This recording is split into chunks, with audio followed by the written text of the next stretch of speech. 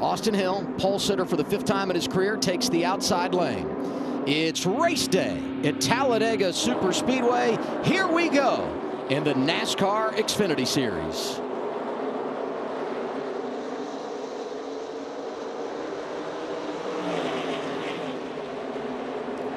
A lot better connection on the top. Custer got a really good start, was able to get the 21 out there. Now they kind of even out, you know, and you see kind of the first 5 rows are separated from 6 on back. So be curious to see if that momentum, you know, from that 6 row on back on the outside, do they take a chance early? Do they go 3 wide? And looks like they're going to. They're ready to race, which is good. You know, I was thinking that Jesse Love was going to be, you know, trying to be patient and be there with Austin Hill for a little while, trying to go to school. Obviously, he's going to be learning right there from one of the best. And as soon as I was thinking about that, he went to the outside. so definitely, you know, these guys are fast, but they are going to be aggressive. You can see that already 3 wide. Jesse Love, new colors this week. Black and yellow, number 2, right in the middle, getting a push from the 98 O'Reilly Herbst. And that 48 orange and white machine down low behind Austin Hill, Parker Kligerman. They're really excited about their race car. And that's something that I love so much about these Xfinity races. You know, how these guys, I mean, we're at lap 2. We have to also keep in mind these guys have run 3 laps the entire weekend, and that's counting these 2 laps of the race. So these are the really first laps in a pack, and these guys are already running 3 wide, being aggressive. They're wasting no time. Yeah, Dano said it great. You know, we don't practice here anymore, right? So you go make a single car run in qualifying, and now, boom, you're in the pack 3 wide. You're getting pushes. Your car's driving. You don't know how your car's driving. I mean, this is the first time you're experiencing it, so it's really important to be on the game as the green flag drops. Driver, spotter, team, I mean, anything can happen. So it's all about timing, right? Is how do you get that timing back, because we haven't had a plate race since Atlanta. Okay, so spotters have to get their deal together. The drivers have to judge their distances from the mirrors.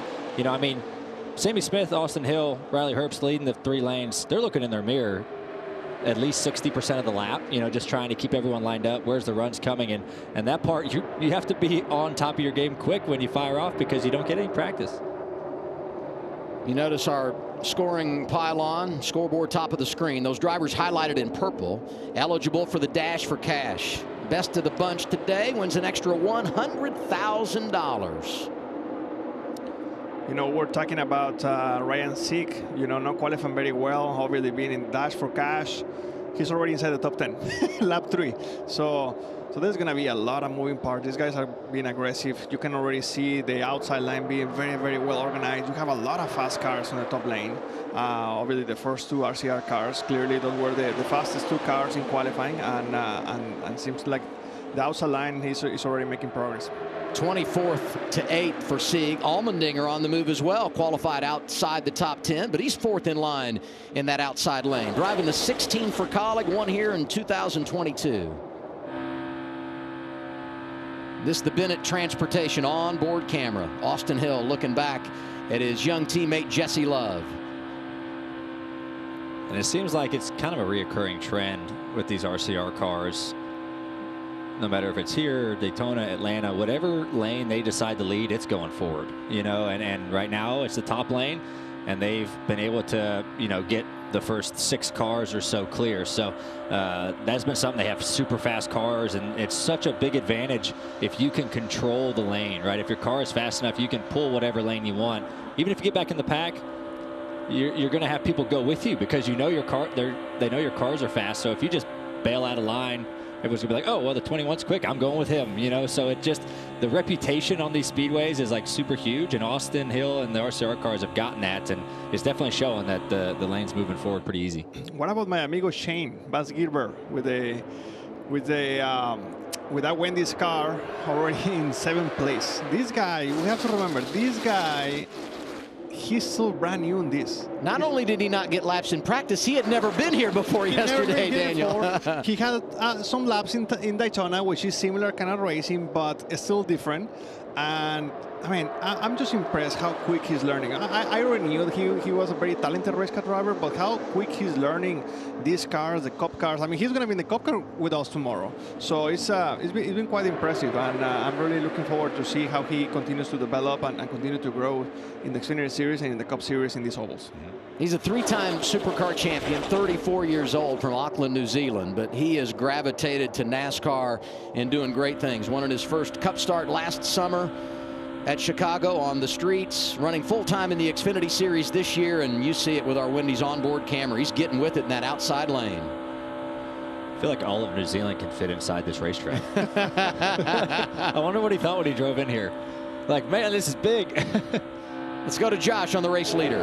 And yeah, let's get an update on Austin Hill. And when you look at the numbers, he's got 6 wins on drafting tracks, but he's struggled at Talladega. And when I talked to Andy Street, the crew chief of the 21, he told me it's not a matter of them doing anything wrong at Talladega, the reason they've struggled. He said the races just haven't played out in their favor in the past, but there's nothing they need to change. And as of this race right now, Austin Hill said everything is good with the car right now. He just wants to know if the 2 behind him, his teammate Jesse Love, needs him to do anything different in terms of leading and what the 2 needs from behind him. Everyone going to school in this opening stage, figuring out what they need for later on.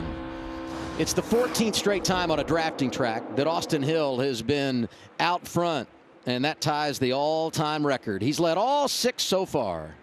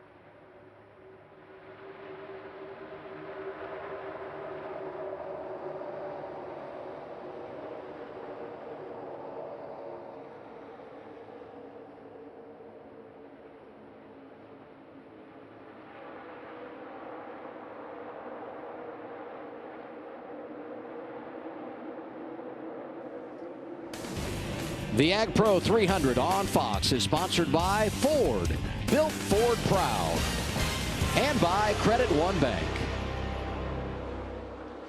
9 laps in at Talladega Superspeedway for NASCAR's Xfinity Series. Make it 10 laps down. Austin Hill still out front. Jesse Love right behind him. Parker Kligerman, an Alliance car, Big Machine Racing in the 48. Good in qualifying yesterday. He is hanging tough and leading that low line around. Can't say enough about the start to 2024 for Chandler Smith, second-year driver for Joe Gibbs Racing. Yeah, the bottom's starting to surge up a little bit, you know, and how they're doing that. They don't have a ton of numbers, not as much as the top, but you see they kind of, so Chandler's doing a really good job, right? So down the straightaways, the top usually goes a little bit quicker, so he's pinning him up against the wall. and they were running the widest radius right against the fence. So then he would just go right to the bottom and shortcut the distance.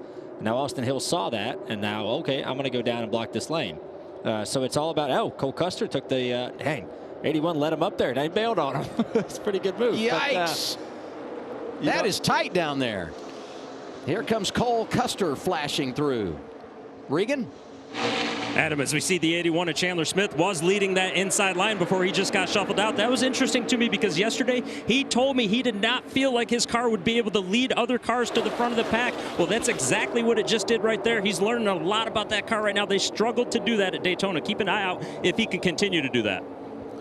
No, of course. I mean, he was able to bring alive the bottom lane right there with less help. With that being said, sometimes the top, it happens very often where the top gets a little bit lazy. They start saving a little bit of fuel. They start feeling comfortable, and then you have 5-7 cars running wide open in the bottom, and then they start making progress right away. So I'm not saying that that's exactly what happened. I wasn't driving, but that happens pretty often. And it's hard here, as compared to Daytona or Atlanta. It's so wide here, so you see these guys running the top lane, and the distance around the bottom is so much shorter. Even down the front stretch here, it's super wide. So and since it's so much wider, it's harder to throw blocks, right? Okay, there's so many more options for the trail car to go. How do you play the lanes correctly? It's honestly easier at Atlanta and Daytona just because it's narrower. It's easier if you're the leader, not so much if you're. It's actually tougher if you're the trail car. So just different tracks require different things, and you kind of see it play out through the race. Fords working together in the low lane. Custer was battling for the lead a couple of laps ago. Right behind him his teammate Riley Herbst. Let's get an update there, Regan. Adam, the 98 of Riley Herbst, as you mentioned, right behind his teammate Cole Custer. Not overly thrilled with the handling of his car right now. Take a listen.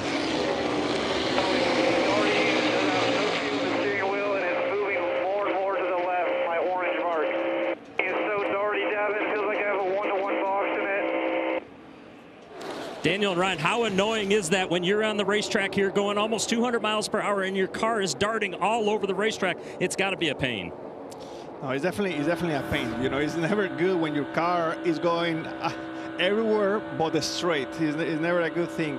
What he means with having a one-to-one box, that means like it's extremely fast box, which in super speedway racing normally you have a slower box just to be able to stay in the draft and to be a little bit more smooth. And what he's trying to say is just that the front of his car is working too well and it's turning too quick. Maybe it can be air pressure, it can be many different things, and he's looking forward for some adjustments.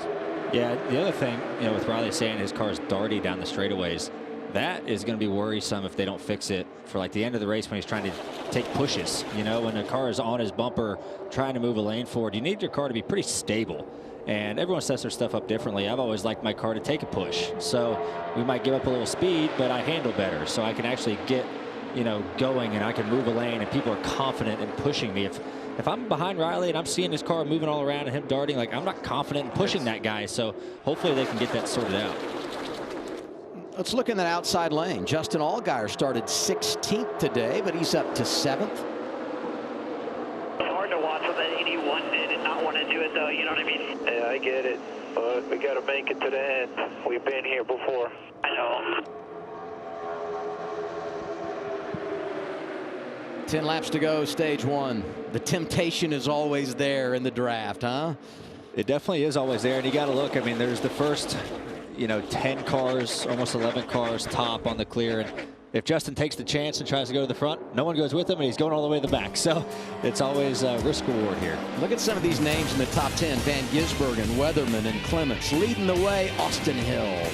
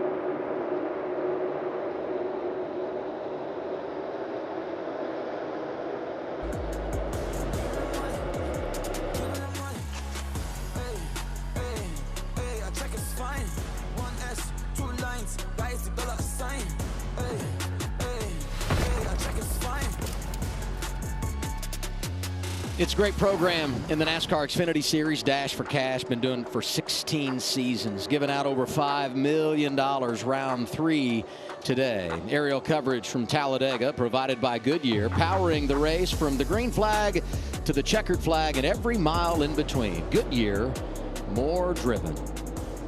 6 to go.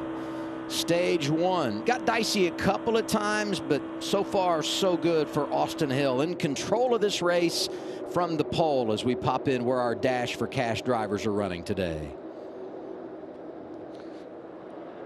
And AJ Allmendinger, he's showing up.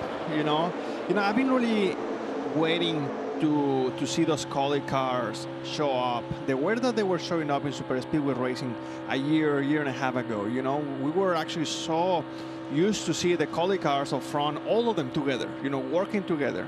And they've been working hard to trying to get that organization back to where they've been. And AJ, that's one of the main reasons why AJ went back to Xfinity Series, and seemed like slowly they're making some progress. And look at Jeff Burton, man. He's also making a lot of progress. He wasn't very happy with his car in qualifying. He thought that the car didn't have a lot of speed, and he's back in the game now. Our state water heater's onboard camera took a punch there. It looks like a crack in the lens. That's the only thing wrong with it at the end of the race. I'm sure they're going to be real happy He'll with it. take it. No, Jeb's great. I mean, he's worked his way up to 12th, started in the back, went to the rear for changes, already started back there, and he was very methodical working his way up. He's won here a couple times, right? Jeb knows what to do at these places, so I figured he was going to make his way up at some point of this race. He's won 2 of the last 5 with 2 different teams. We talk about the success for Colleague. His first career win came here in 2021, driving for them, and last year getting Jordan Anderson racing their first ever win in Xfinity competition. Josh?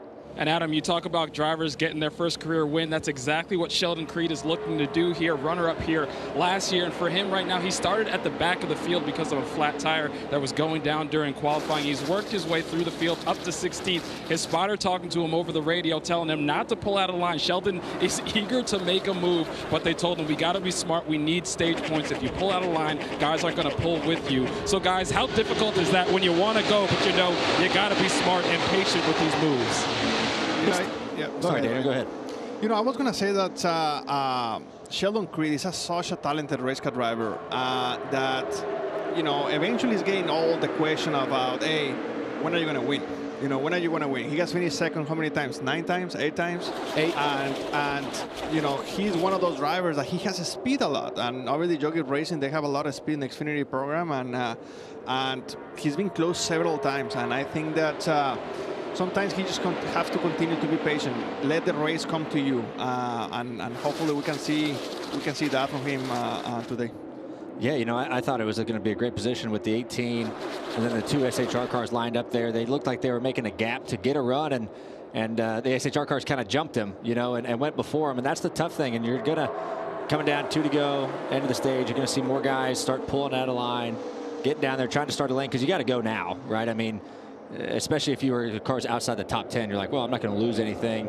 I'm not in stage points. I have to try this. And as more cars get formed on that bottom, it's going to pick up speed. Alfredo in the 5, dropped down in front of Riley Herbst. Brandon Jones in front of him, and Allgaier was waiting on him. And now the Ford's going to make it 3 wide. Parker Kligerman jumping out of line in the 48. All of this happening, as Ryan said, inside of 2 laps to go in our opening stage. That is going to really kill the bottom right there. The bottom actually had a pretty good steam going, and by the 98 making it 3 wide, that really affected the bottom. With that being said, now that the whole front of the top is making moves now it's a free game. Everyone for everywhere. Yeah, I mean, look how wide it is. Like, you open it up and it's like 5 lanes wide. Jesse Love with a big block there on the 21. Checked up the top lane a little bit. Now they're going to get momentum coming back to him. So Jesse Love's out a couple car lengths. It's better for him right now because the top 2, the second row is even, right? It's better than if second was broken free. So he can control. And there goes Justin Allgaier out of line and hard into the wall. That was a hard hit, man. Final lap, stage 1. Caution is out for Justin Allgaier, who was running 5th. Window net is down, and that's a great sign, indicating to safety workers that he is okay. And that's not a happy Justin Allgaier right there. Here's team radio. Big wreck. I'm on fire. I'm getting out. All good, though. I'm getting out. It was good to see Justin got out. You know, I mean, he was up there in the second or third row of the bottom lane. I'll be curious to see what happened. I think he had the 98 behind him and probably just trying to, you know, try to push hard. I see the 98 pretty close to him here as they're starting to exit 2. Justin fades up just a little bit, and the 98 tries to turn underneath him, and it looks like Justin was kind of loose before the 98 got to him, but it's one of those weird things. Your car gets light over there off of 2, and it's easy to get turned around.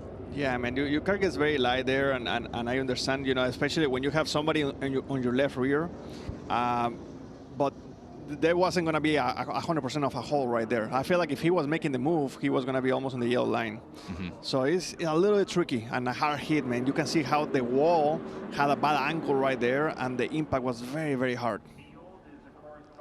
Last couple of weeks really good to Allgaier. Came in one of our drivers going for the dash for cash, but unfortunately done early at Talladega. Lost in all of this, Jesse Love makes the pass for the lead, and he wins the opening stage at Talladega.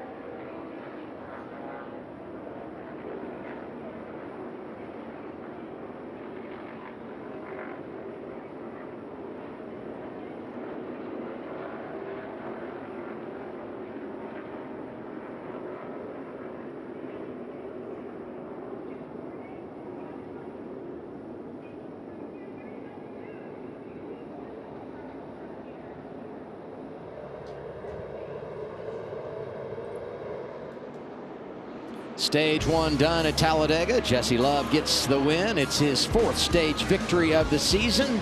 Everybody coming down pit road, Josh. Let's start with the 21 of Austin Hill. Led 23 laps today. He's happy with that car. A little concerned, let's say, with his teammate Jesse Love in the late block that happened towards the end of the stage. Otherwise, things going well for the 21, Regan. 48 of Parker Klingerman, too loose, and you see right there, slid straight through his box. That's going to cost him time. They were going to take 2 tires in order to keep track position. The 81 of Chandler Smith right now, he needs a little bit of help with the dardiness in his car. Said the speed is good, and the 2 of Jesse Love is a little bit edgy off of 2 and through the tri-oval. Race off pit road. Josh Balicki at plus 23 was the first. Love goes back 1 because of that. Hill was second off of those that were up front at the end of the stage. And that's Kligerman sliding through the box. There were a few drivers that did not come down the pit lane. So as we get ready for stage 2, we will set the running order when we return. You know, RCR has been dominant in the draft. They've won the last 8 stages in this configuration.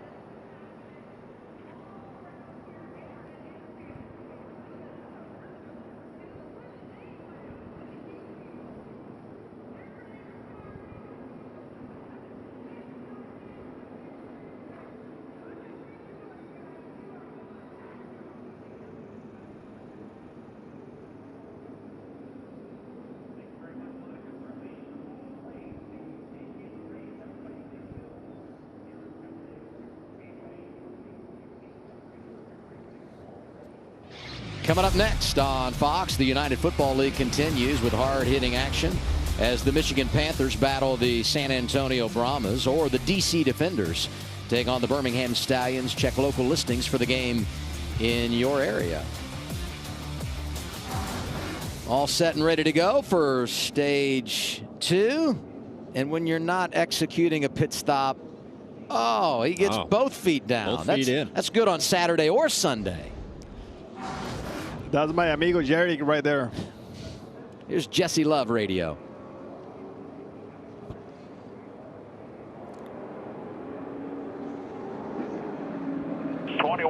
you a break there when you pulled up in front of him. So just be aware of that on the front stretch.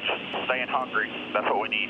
Oh, Derek, I said thank you. Please, Brandon? Yeah, we've been talking about it a little bit. Austin's mad, Derek's not. Yeah, you know, I mean, that's real. Honestly, that's really good information to give back to Jesse. Like, hey, that was close, you know, and that guy caught you a break. And just so you know, if you're in that position next time, you need to make your decision sooner, or that block isn't going to be there. You know, so that's good information, you know, to a younger driver of, you know, the speedway racing. Not a ton of reps here in this car at this style racing. So that's really good crew chief spotter relaying to the driver. What you got, Josh?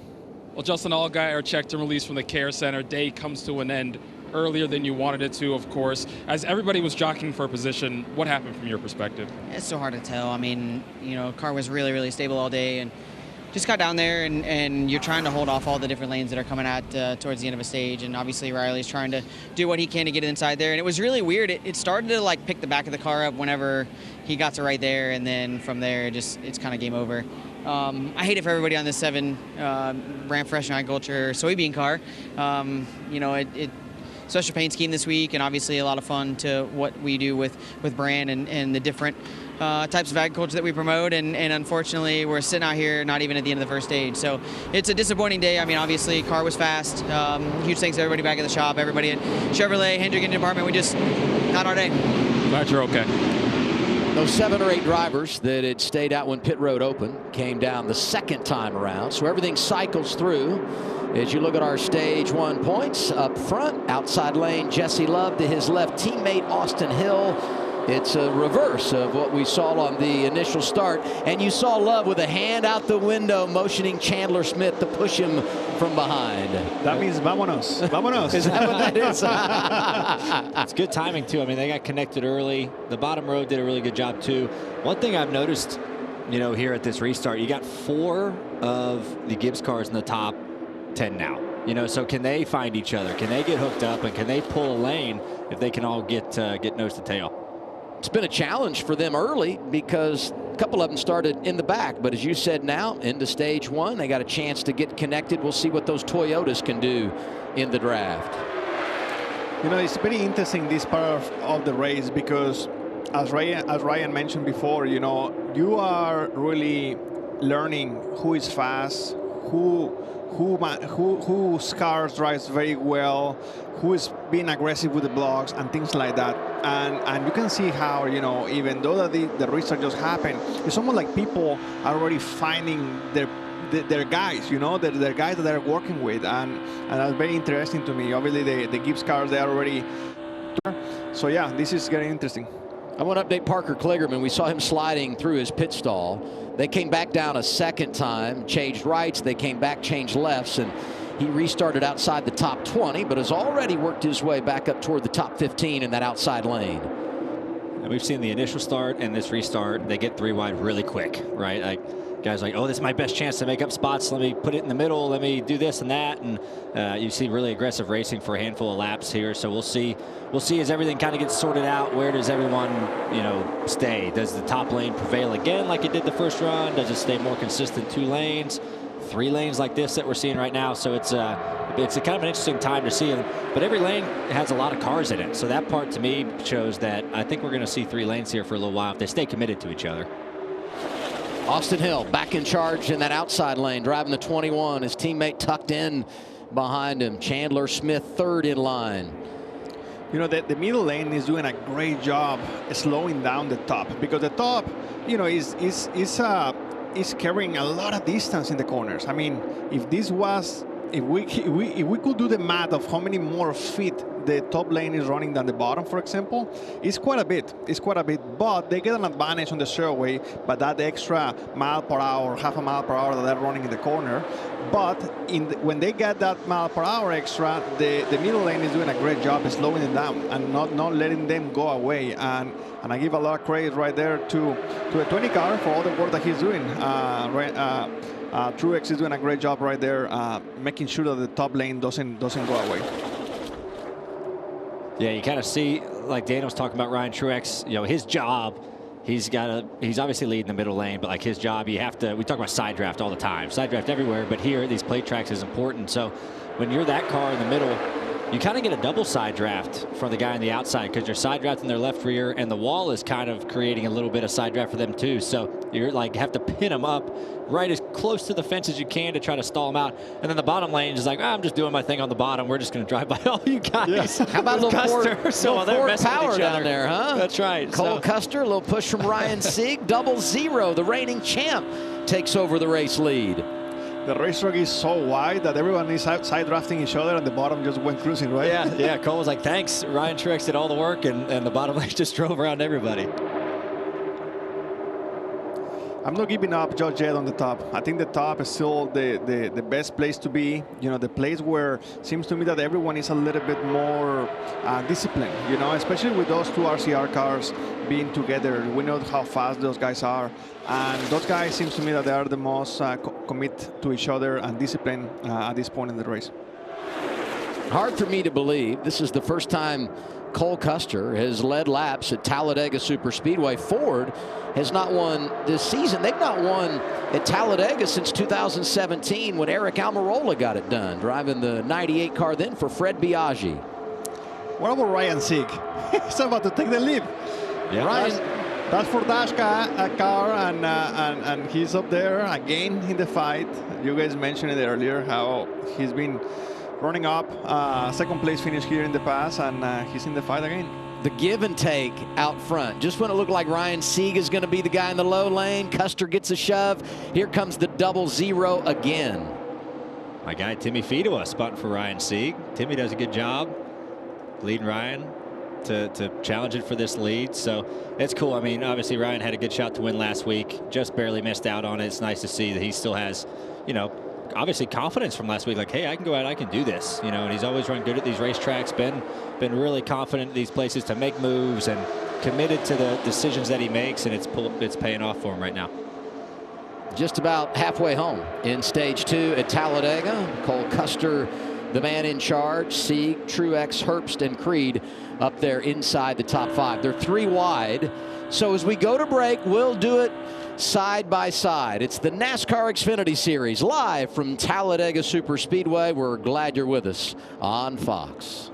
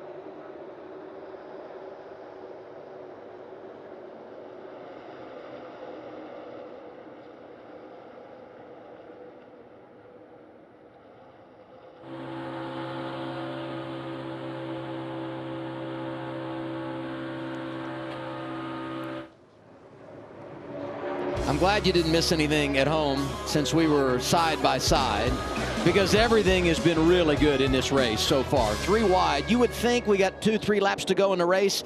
We're just halfway through stage 2, and these drivers are getting after it. Tucker, Georgia, 2 hours from Talladega Superspeedway. That is where the race shop is for RSS Racing and Ryan Sieg, and he is out front trying to bounce back from the heartbreak last week at Texas. So far, so good for the 39. Yeah, you know, you saw Sieg and Riley Herbst get clear on the bottom, pull it up to the top. They controlled the top lane with the 2 RC cars in 4th and 5th for a little bit, and then Austin Hill decided, once I finally got clear, I'm making moves. You know, I want to control this race. This is where I'm comfortable.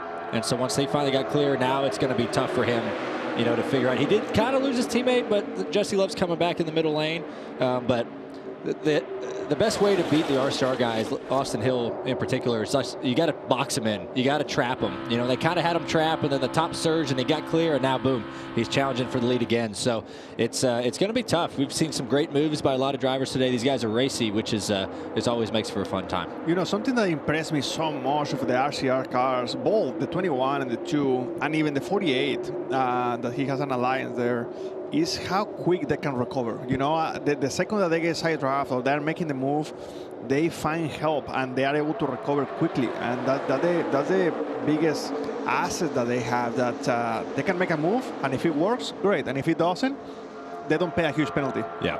RCR teammates Austin Hill, Jesse Love combining to lead 32 of 41 laps here today. There goes Austin Hill. See, Austin was just waiting for the bottom lane to get a little bit closer to him as he goes back to block the top here. But the reason why he waited to make that move, because he was waiting for the bottom to get close, right? That's a tight block right there by the 39. Clear up. But you know, he was timing his move. He's not going to pull out if he doesn't have a car within 2 or 3 car lengths of him. He's got to make sure their momentum is coming towards him so he can use it. If he just pulls out and there's no one behind him within 5 car lengths, he's just going to drop back to that lane, and then he has a problem of getting split. So that just shows you how methodical Austin Hill is of kind of thinking his way through these speedway races. That lower lane starting to come together just a little bit, led around by the 5 of Anthony Alfredo, doing double duty this weekend. Will drive the 62 tomorrow for Beards Motorsports. And right behind him, Parker Kligerman, who had the issue on pit road, had to make a second stop, and he has resurfaced close to the top 10, was second in stage 1.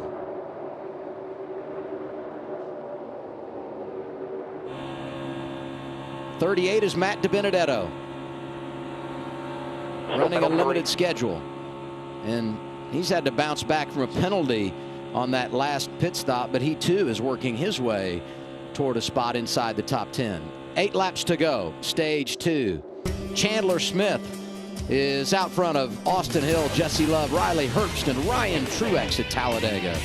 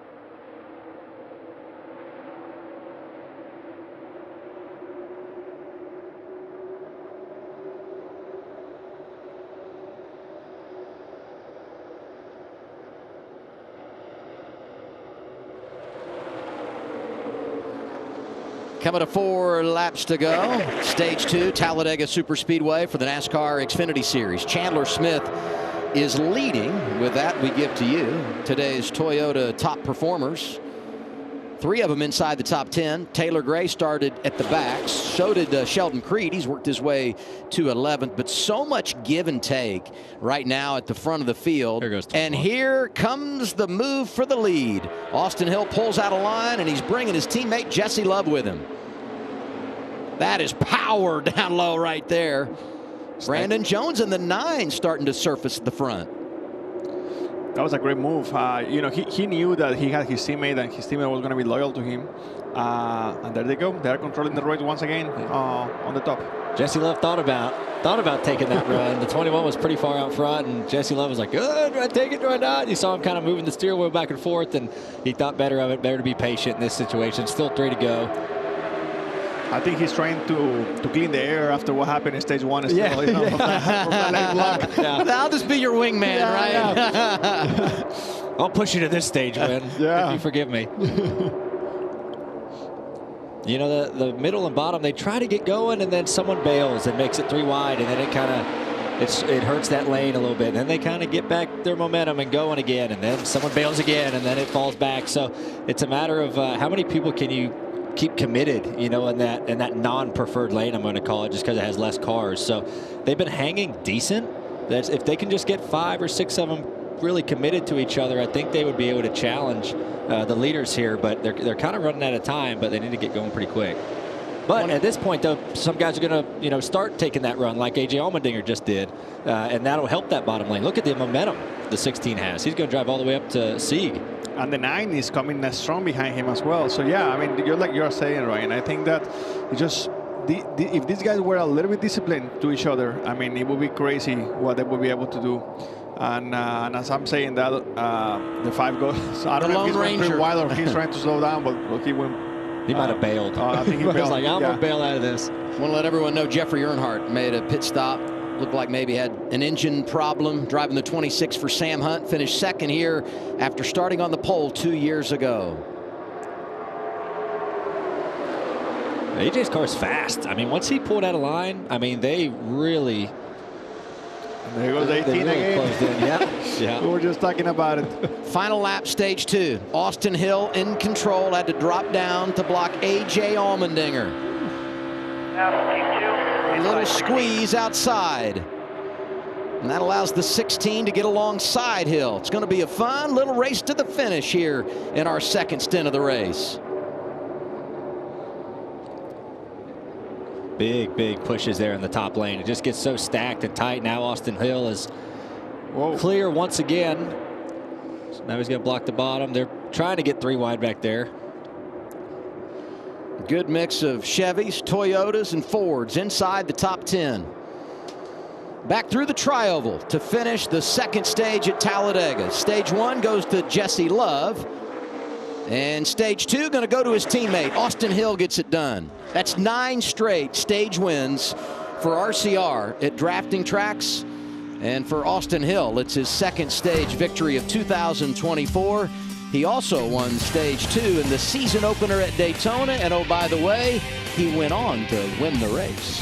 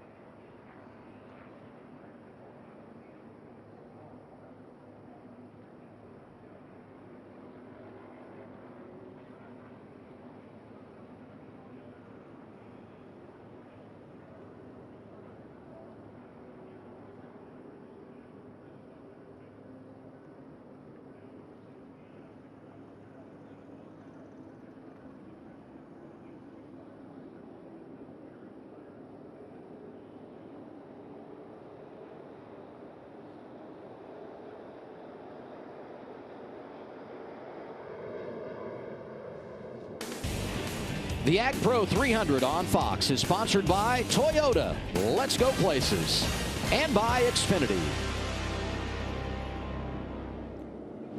Pit stop's underway, Josh. All right, let's get an update on the 21 of Austin Hill. Your stage 2 winner said that car is a little darty on exit. They're going to make a chassis and air pressure adjustment to help him out. As far as the 39 of Ryan Sieg, he said the car is still a little bit too free, so they're going to also make an adjustment to help him. Regan? 16 of AJ Allmendinger is pretty good. A little bit too free off of turns 2, and the 2 of Jesse Love just can't get through the bubble to get to the bumper of the 21 car.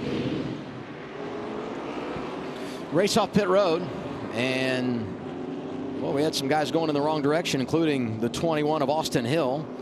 Jesse Love first off. Brandon Jones +3. Good work by the 81 team for Chandler Smith and Parker Kligerman. A few guys stayed out again. We'll reset everything for the final stage at Talladega next on Fox.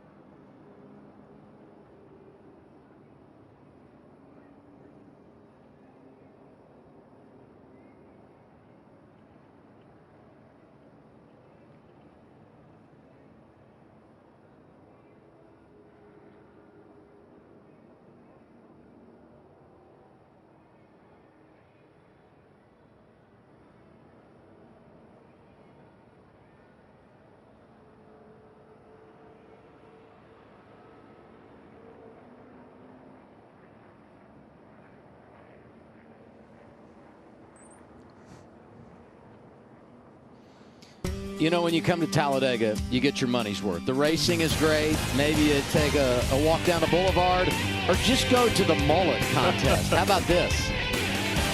Josh Williams, driver of the 11, one of our judges. And there is the 2024 Mullet Master. Look at that, man. Look at that. I mean, these guys are legit. I don't know if that's a mullet. I don't know what you call that haircut. What did you tell us during the break, Daniel? Yeah, man, that when I moved to the United States, before I moved to the United States, I didn't know what a mullet was. I never met anyone in Mexico with a mullet. So that for me, that's something I learned here in the United States. Maybe here in Talladega, who knows? I can't remember. Yeah, people ask you like, hey, man, you got a mullet? Be like, what kind of animal is that? Is that a pet y'all have here? Bad news. We're talking about Josh Williams. He gets a penalty, vehicle interference. He'll drop to the rear. And a tire got away for Patrick Emmerling, so the 07 also will have to come from the back as we begin the final stage. Next Saturday on Fox, it's an NL showdown as Paul Goldschmidt leads the Cardinals against Pete Alonso and the Mets, or the Reds battle Corey Seager and the Rangers. It's all next Saturday, 4 Eastern, 1 Pacific on Fox. Check local listings for the game in your area.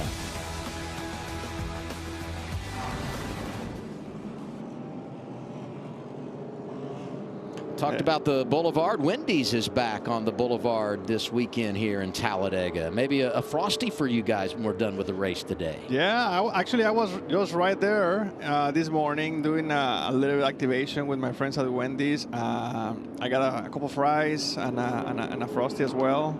Do you dip the fries in the frosty? That's what was my big question. Yeah. No, man, I just think that fries and ice cream, they don't go together. It's a frosty. It's not ice cream. Well, I don't know, man. We'll do a poll. Is a frosty ice cream, or is it some other concoction? I don't know. So what it is. when you came to the States from Mexico, you learned what a mullet was, and you also learned it's okay to dip the fries in the frosty. Go after it, I learned it's okay, but I haven't done it. Just like the mullet, I haven't done it either. Yeah. I used to dip my nuggets in the frosty. I dipped everything in that frosty. I would never use a spoon. You have a win. Take risks. That's what it's all about, You have right? to take it where you can. Chandler Smith radio. He's third.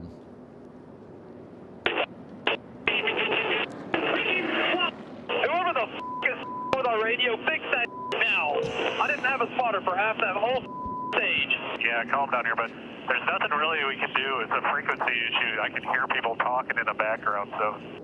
I don't know if you guys hear the same thing that I did, but it almost sounded like a metal music or something. Like he was listening to some sort of music, and that happened to me in Richmond, and I was also on the chip for a little while. I mean, it's frustrating, man. Like you're, especially here, right? Like you're trying to have communication, you're trying to concentrate, and yeah, I mean, hopefully they get something figured out. I don't know if they will because it's a frequency issue, but here it's super important, and maybe it gets better on the backstretch, you know, where he's away from the fans, but we'll find out. He's doing a good job so far. Top 10 on the restart. Took 2 tires on that cycle of stops. First 2 on 4. Austin Hill, A.J. Allmendinger. They're restarting outside the top 10. It's the final stage here at Talladega. I always make fun of ourselves saying that, you know, we can send people to the moon, but we cannot here in the back straightaway. Here we go, and these guys, I mean, I'm just so impressed with Jesse Love, you know, how strong, consistent he's been. He's definitely done a great job studying and learning from his teammate. His teammate, as you saw, Ryan, on the break, he made a lot of adjustments. He's not wasting any time on those 4 tires. You know what is the concerning thing is that if he made that many adjustments, that means that he wasn't happy with his car, and he won the stage. So let's see what he got now. I thought it was funny that when he moved to the middle, he got a guy from the top and the bottom to go with him. Like everyone's like, oh, he's making a move. I'm going with him to the front. Look at this move. Middle of the screen, 21. Just doing whatever he wants with that race car. That's a fast race car. Custer took a chance to go to the bottom of the 48. No one went with him. He's going to take a little while. Hopefully drag his teammate of Herbst up to him. Try to recharge the bottom. A lot of Georgia flavor in the top 10. You got Chandler Smith up there from Talking Rock. Brandon Jones from Atlanta, and we talk so much about Austin Hill and how good he is. He's from Winston, Georgia, going to celebrate a birthday tomorrow. He'll be 30 years old, will Austin Hill. No, Austin Hill is a very experienced race car driver. You know, I remember in the old days with Ryan and myself in the Cayenne series, he was there. He was there as well. So he's a driver that he's been around for a little while. He has a lot of experience. He's been already in the Xfinity series for a few years. He has spent several years in the truck series.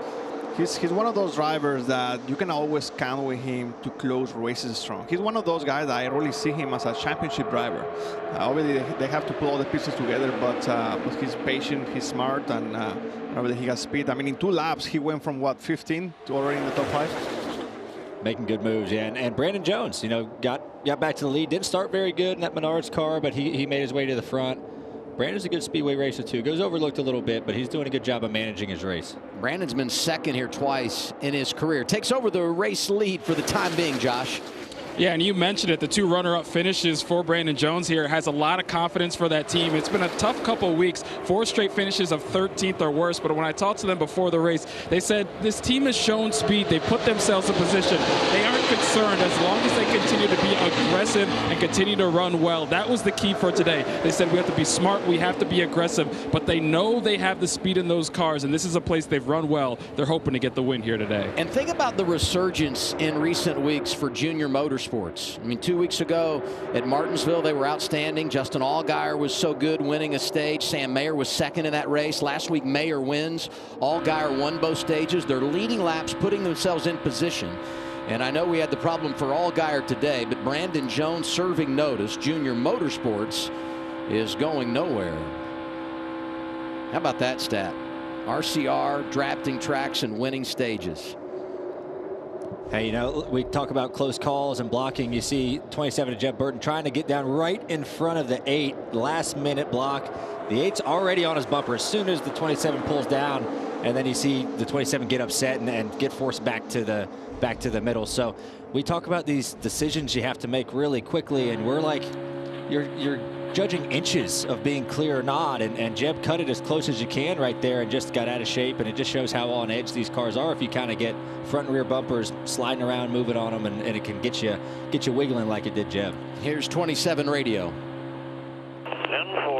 It's just frustrating, buddy. Frustrated about the car.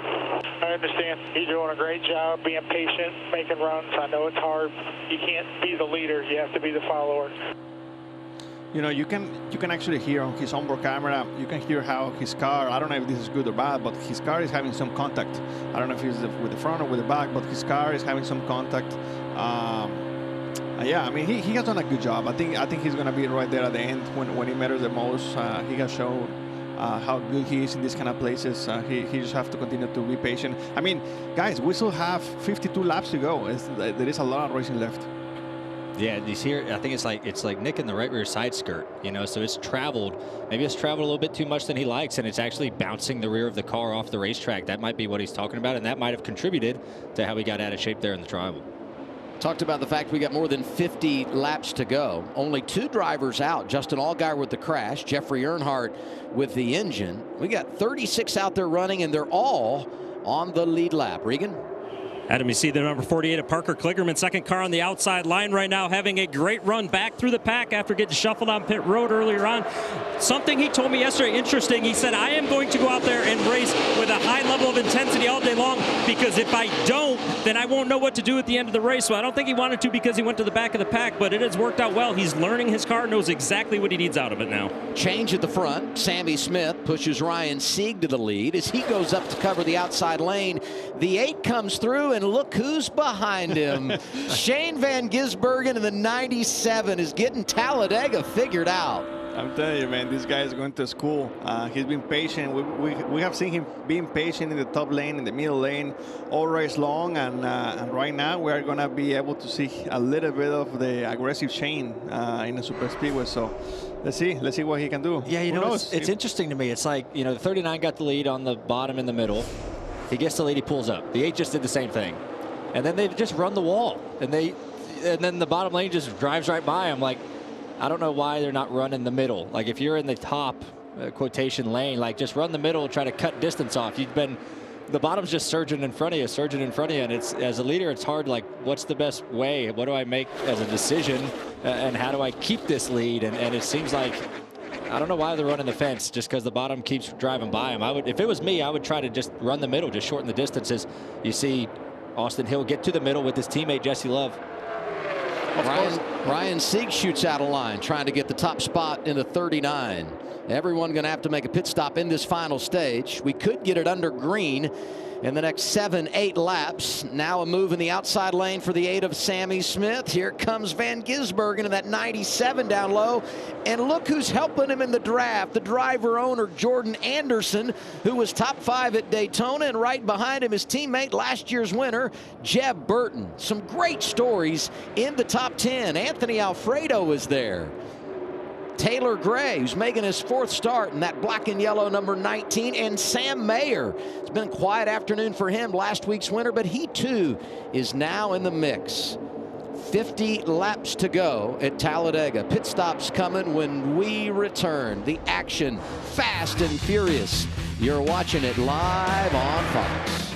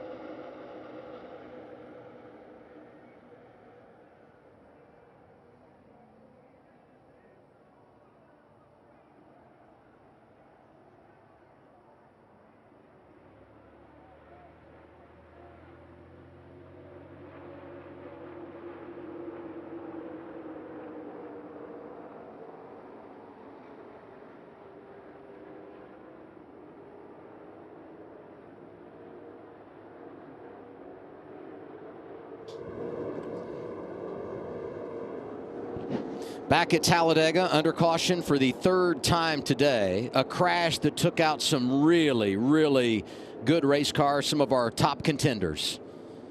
Major damage for Jeremy Clements. Saw the night of Brandon Jones. His window net is down. We're just singing his praises. Had led 4 laps today. I believe the 20 got a little bit of right front damage too. Possibly the 16 we're hearing. Oh yeah, the 20 he's destroyed. Right front suspension broke. Yeah, that car is destroyed. You know, guys, I mean, I'm not surprised he was. The one, Dash for Casher, Sam Mayer. Yeah, so that's 2 of our Dash for Cash guys. And A.J. Allmendinger got a piece of it as well. Yeah, we'll have to see how tore up he is. Yeah, AJ didn't look in great shape. The front of his car, look at that. 3 of the 4 junior motorsports cars have been involved in an accident today. You saw the damage there for A.J. Allmendinger, courtesy of our Celsius onboard camera. And there's a look from outside the 16. Now the replay of what happened to put us under caution.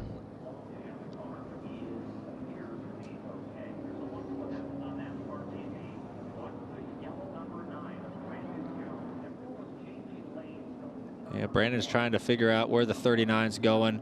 48. Oh, I don't know if Parker knew the middle closed.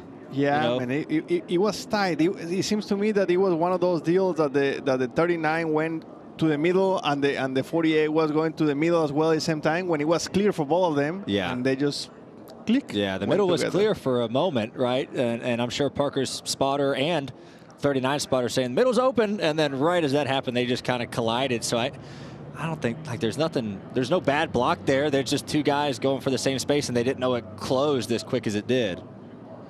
Yeah, it's very tricky. It's very, very, very tricky. I don't think that anyone did anything wrong. It was just one of those things that they just came to the same line at the same time, pretty much. Wasn't too long before that happened that Austin Hill had made an aggressive move to get back out front. If he doesn't do that, he could very well have been right in the middle of this. As it stands, he is the race leader, and Sammy Smith, who was right behind him and also led a couple of laps today, is able to get through unscathed.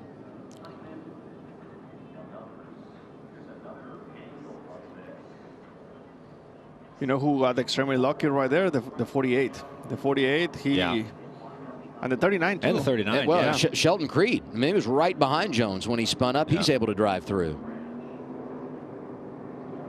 Sam Mayer goes low trying to avoid it all and just gets collected as they come down off the banking. You know, the 16, pretty much he did everything right. And at the very end, he got together right there with the 91. And you can see the tires on the 16. I mean, he's pretty much locked. There's nothing else he could have done there. Ooh, Josh Williams in the grass, missed it all. Really good job by Josh. He was in the 11. Matt DiBenedetto with some damage late in the 38. Leland Honeyman Jr. was also there in a 42.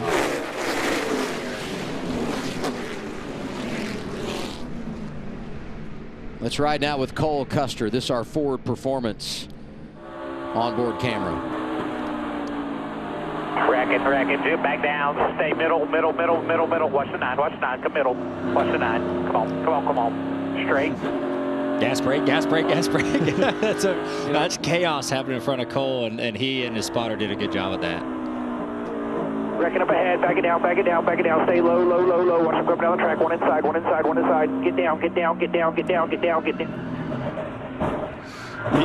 you guys hear the last little drrrr, and he went to the throttle just a little bit where he thought there was a hole. That was probably the difference on that little impact. Now it wasn't a hard wreck, but hard enough to kill the nose. A lot of these times, like, you know, people are wrecking, and cars normally come down the banking, but you don't know where these cars are going, right? It's not like you can pick and choose, oh, this car's going to go this way, that way. These cars are out of control, spinning. The drivers aren't driving them anymore. So it's super hard to guess where these guys are going, but at least unfortunate, some cars are tore up.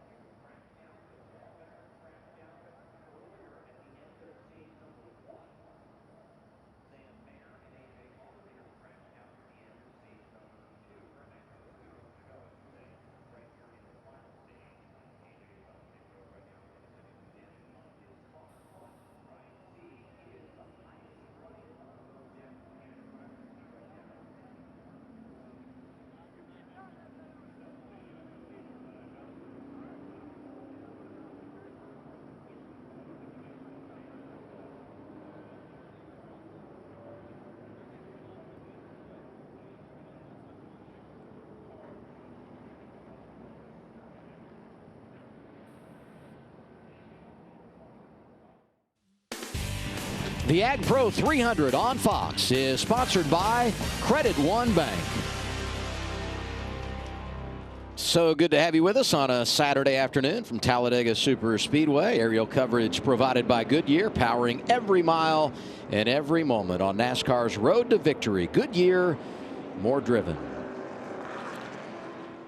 45 laps to go, under caution for the third time today. At least 12 drivers involved in the incident. A few of those will retire for the afternoon. Pit road is going to open up here, and we'll do that with 44 to go. And this is right there on the edge of the window, so everybody probably going to come down and make a pit stop here. The question becomes, you go fuel only, which is what most would have done had they made a green flag pit stop in this scenario, or with being under caution, do you put on some tires? We'll see what they do. Austin Hill, Sammy Smith, Parker Kligerman, Ryan Sieg, Sheldon Creed, the top 5. Here they are, Josh. And during the last stop, we saw some big adjustments for the 21 of Austin Hill. He's happy with that car now, and as you see, fuel only for the 21, and for the 39 of Ryan Sieg, same thing. They said we want 3 seconds of fuel, make it quick, as they check out the front right of that car as well. Regan? Expect an extended pit stop for Parker Kligerman. They are going to work on the left front. It does have a hole. They want to get that patched up. And the 8 car, Sammy Smith, wants to do whatever they have to have a quick stop, which looks like fuel only, a little bit loose on entry for him. First off pit road, the fuel only stop. Austin Hill maintains his position, +6 for Chandler Smith. Sammy Smith lost his spot to him. Ryan Sieg, no extra time. I wondered if they would have damage. Evidently not. He comes off in the top 5 as well. Going to be right around 40 laps to go when we get the restart at Talladega.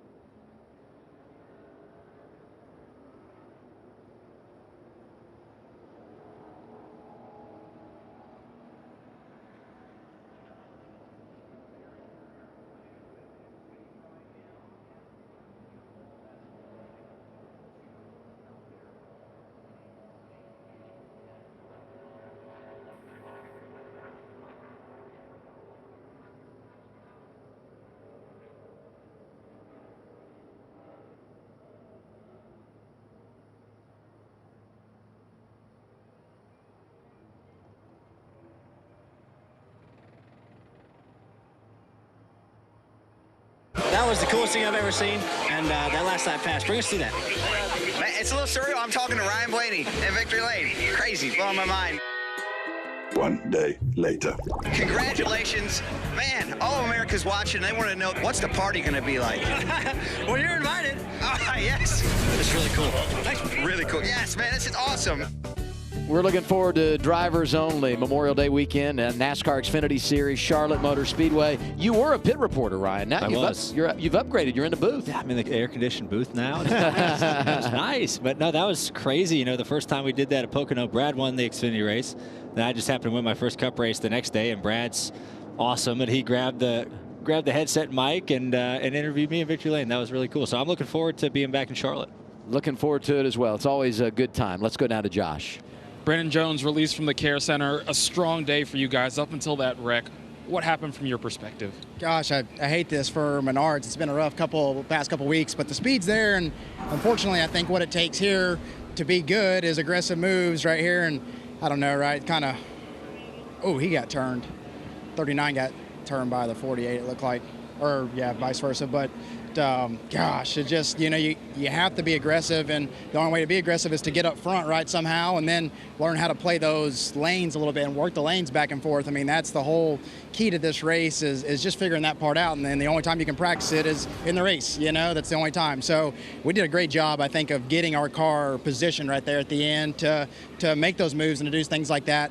Now I just hope that no fluke winner wins this thing, gets locked in, you know, to the first round here, but we've got some great tracks coming up still. I know I keep saying that, but Dover's always a great track for me we've got coming up. So we'll close the book. We'll take what we did right from this one, and we'll see what we did wrong. But I think all in all, this was a solid day. I just, man, wish we could finish it out. That's all we're missing here is just to finish these races out. We got the speed. So yeah, I look forward to the next coming up. Thanks, Brandon. Brandon Jones done for the day. Jeremy Clements also released from the care center. Had that cycle of stops, a couple of pit road penalties, one for the 31 of Parker Retzloff, and the 19 of Taylor Gray also penalized. Starting to thin out the pack just a little bit, and we've eliminated some really good drivers in the draft. And you look at our scoring pylon, we're highlighting the drivers going for the $100,000, and you only see one right now. Ryan Sieg is all clean. Let's get to know more about driver 39. Hi, I'm Ryan Sieg, driver of the 39 Psyops Ford. I'm from Buford, Georgia. When I was younger, they called me Rhino. That's my nickname. Family operation, we're all there every day. Kyle and I, my mom and dad. It'd mean a lot to get the first win with them. Plus, we have 100,000 reasons to win the race and win that dash for cash. It would be poetic justice if 1 week after what he experienced last Saturday at Texas, he comes back here and what's not too far from his hometown and he wins at Talladega and takes home an additional $100,000. Huh? I wouldn't be surprised, man. I wouldn't be surprised. You know, momentum and good energy is real, and they have it right now. They did everything right last week, and they got, I mean, they were extremely close to do it, and it would be a beautiful story, you know, for him to get the first win here in Talladega, close to his hometown, and then on top of that, to get 100 grand. Yeah, oh, for sure. You know, the 16 is, Allmendinger's still on the lead lap. I'm not 100% sure how speedy his car is going to be. It looks like there's a lot of repair work on that thing, but you never know. Sam Mayer has been released from the Care Center, same for Ryan Truex. Coming up next on Fox, the United Football League continues with hard-hitting action as the Michigan Panthers battle the San Antonio Brahmas, or the DC Defenders take on the Birmingham Stallions. Check local listings for the game in your area. What is a Brahma, Adam? A Brahma bull. It's a bull. Okay. I mean, I didn't know. I was legitimately asking. I hope I'm right in that. Now that you've asked me on network television, yeah. But that's what I'm going with. Okay. Well, why would that speaks to the United Football League? You wouldn't just go with the bulls. You want to go and be a Brahma, right? Right. Yeah. A specific type of bull. That's right. I'm just glad you didn't ask me that question. 41 to go as we get the restart. Outside lane, Austin Hill to his inside, chasing $100,000, Ryan Sieg. 3 Fords lined up on the bottom with Sieg, Custer, and Herbst. Looks like they're connected really good. They might be able to get all 3 clear. Chandler Smith decides to go to the bottom for a brief moment. He's going to stay there. Then you have SVG that's going to come up and try to push Austin Hill. Van Gisbergen driving for Colleague. There is an alliance there between Colleague and RCR. Jesse Love still hunting in that lead group as well. Ryan Sieg back on point, takes Custer with him as they jump up in front of Austin Hill.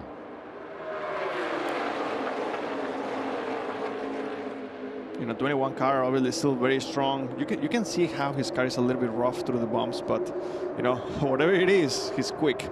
He's very quick. And oh man, that's tight. Very tight. I don't know if that was on purpose or not, but Shane say, nah, I'm not going with that aggressive move right there, right now. Riley Herbst starting to show what he's got in the 98. 4 wide. I don't feel good about that. Patrick Emmerling down low. You got Chandler Smith there. 48 of Parker Kligerman, and that bright yellow car in the outside lane, Blaine Perkins.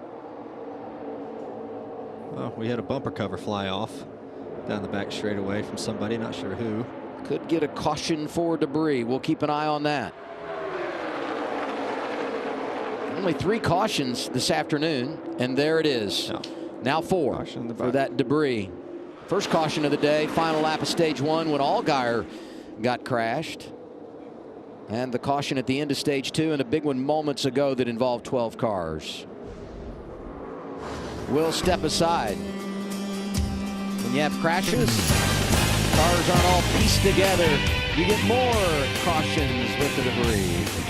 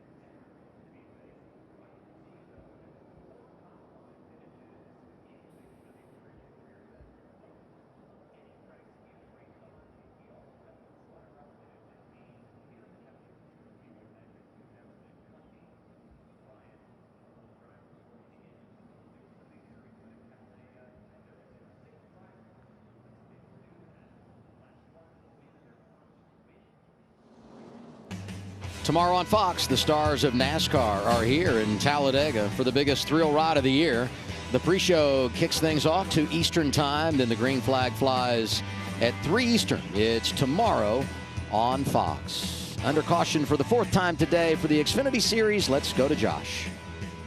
Sam Mayer released from the care center. And Sam, at all, could you feel that starting to build before the wreck happened? Yeah, absolutely. Me and Kevin on top of the roof, like we made the choice to go to the bottom, like just a lap or 2 before that, and unfortunately we couldn't get away from it no matter what. Our first back in Alabama Chevrolet was as fast as Xfinity the internet, that's for sure. We were able to make good moves to the front, made a couple of bad choices, got shuffled back, but overall solid day. Everything that I learned since Daytona was working today, so it's got to be a little bit better, and then we'll be there. Thanks, Sam. Glad you're okay. For Sam Mayer, it will be his 4th DNF of 2024 in 9 races. That's the bad news. The good news is, by winning last week, he's locked into the playoffs, so he can breathe easy, right? That's why he got a smile. That's right. Yeah, he can. He was the only guy that after wrecking had a smile. No. How could you not be smiling, even a week removed from what happened last Saturday at Texas? Yeah, that was a great day for him. Yeah, I mean, I think we still have a lot of laps to go. Racing is going to continue to be intense. We have 25 cars that can still win the race, and I'm really looking forward to see, the RCR cars, man. They're still there. They're still very, very close, strong in the top 10. So let's see how they can find together and go to the front. I'm curious for the 2 of you. This race had found a rhythm. A lot of green flag racing, stage 1 and stage 2. Now you get to the final stage. You have a couple of cautions. You get some restarts. The players at the front are starting to change a little bit. How difficult to regather, get your rhythm back, and then get set for the stretch run? Yeah, I mean, I think the biggest thing that changes, you see a handful of cars coming to top off with gas. Just restarts, all right? We have to choose here, right? So where are you going to choose? Who's around you? You're kind of picking out right now of who's going to pick what lane. That might dictate what lane I want to jump into. Maybe try to get into a lane that has a little bit better cars. Regan, what do you got on the 8? Well, Ryan, you mentioned that these guys are coming to top off on gas right now to make sure they're good to the end of the race in case there's a green-white checker. Decision was easy for crew chief Adam Waldo to do this as we were coming to the green last time. They got a penalty and had to drop to the back of the pack, so nothing to lose right now. He did tell the team, car is very good, no concerns about getting back up through. Yeah, they got that penalty under the last caution when they made the pit stop. So you lose the track position. You might as well come back and ensure you're good on fuel. And, you see him working the game. You want to save as much as you can. This caution, though, should go a long way in making sure all these drivers can make it. And I would say maybe even with an overtime, as long as it's not extended too far, they should be in decent shape based on the numbers we heard earlier today. Yeah, those guys are definitely plenty good on fuel. And then you have the other group of guys that stay out, like Jeff, Shane, Austin Hill, that these guys are saving as much as they can just in case, because remember, it's very common here to have overtime, 1, 2, 3 restarts, and right now they can make it, but how many overtime restarts can they make with that amount of fuel? That's the question. The race leader is Riley Herbst. Here's 98 radio. And I couldn't pull the wheel right for some reason. Everything else still okay there? I don't know, the reaction from the wheels to my steering wheel is really, really slow. Hey, at least look fast there. I know it's good, but it's just, I don't know. Yeah, so it seems like that problem he was talking about earlier, it's still there, right? It's probably something in the steering rack or whatever, that's just kind of not working correctly 100%. I mean, he's been able to do a good job with it, but he's talking about he can't really turn the wheel right as fast as he wants to, or maybe is not confident enough in doing it, and that might play a factor coming down to the end of this thing. If you have to make a late block, a quick decision, how can you change 2 or 3 lanes quick and tug on the steering wheel and not have to second guess your decision, because that could be the difference between winning the race or getting shuffled out and running in the back. Off the top today, we shared that thrilling finish at Atlanta when Suarez got the win. So we got to give a little love to Blaney now and all the success you've had right here at Talladega. When you win, they are tight, Ryan. Yeah, you know, I don't plan them on being that way. Not at all. And I mean, gosh, you just, at the end of these things, you're either, I've been kind of in both ways. I've been leading them, I've been second or third, and you're just trying to either block or figure out a way to get a good run. And, you know, I've been really lucky here to have won 3 times, especially by that close. I mean, it could go either way, but really fortunate. But fast cars, good communication and execution, and then we've, you know, made the right decisions at the right time to be lucky enough to win a few times. So, you know, you say lucky, but in reality, you build your own luck, right? You have put yourself in that position, and yeah, maybe you've been in the good side because you have won it by that close, and I was in the good side in Atlanta the same way, but you have put yourself in those positions, and that has been very good. It's funny how different tracks, like, you have better fortune at others. Like Talladega, we seem to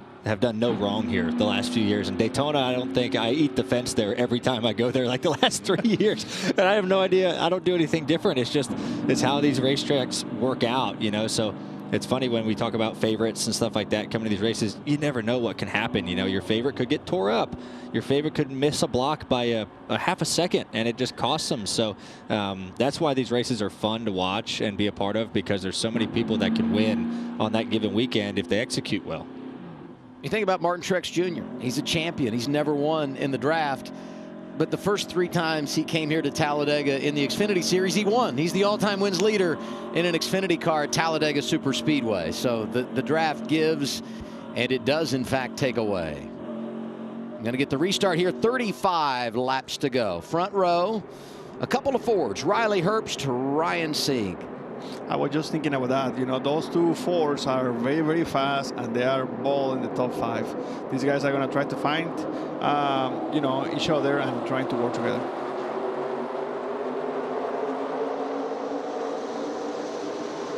And it always seems, you know, we come down to, you know, we're not at the end of this race yet, but, you know, last pit stop and most likely, and you always, you know, you have your wreck, you have some guys fall out that have been running towards the front all day.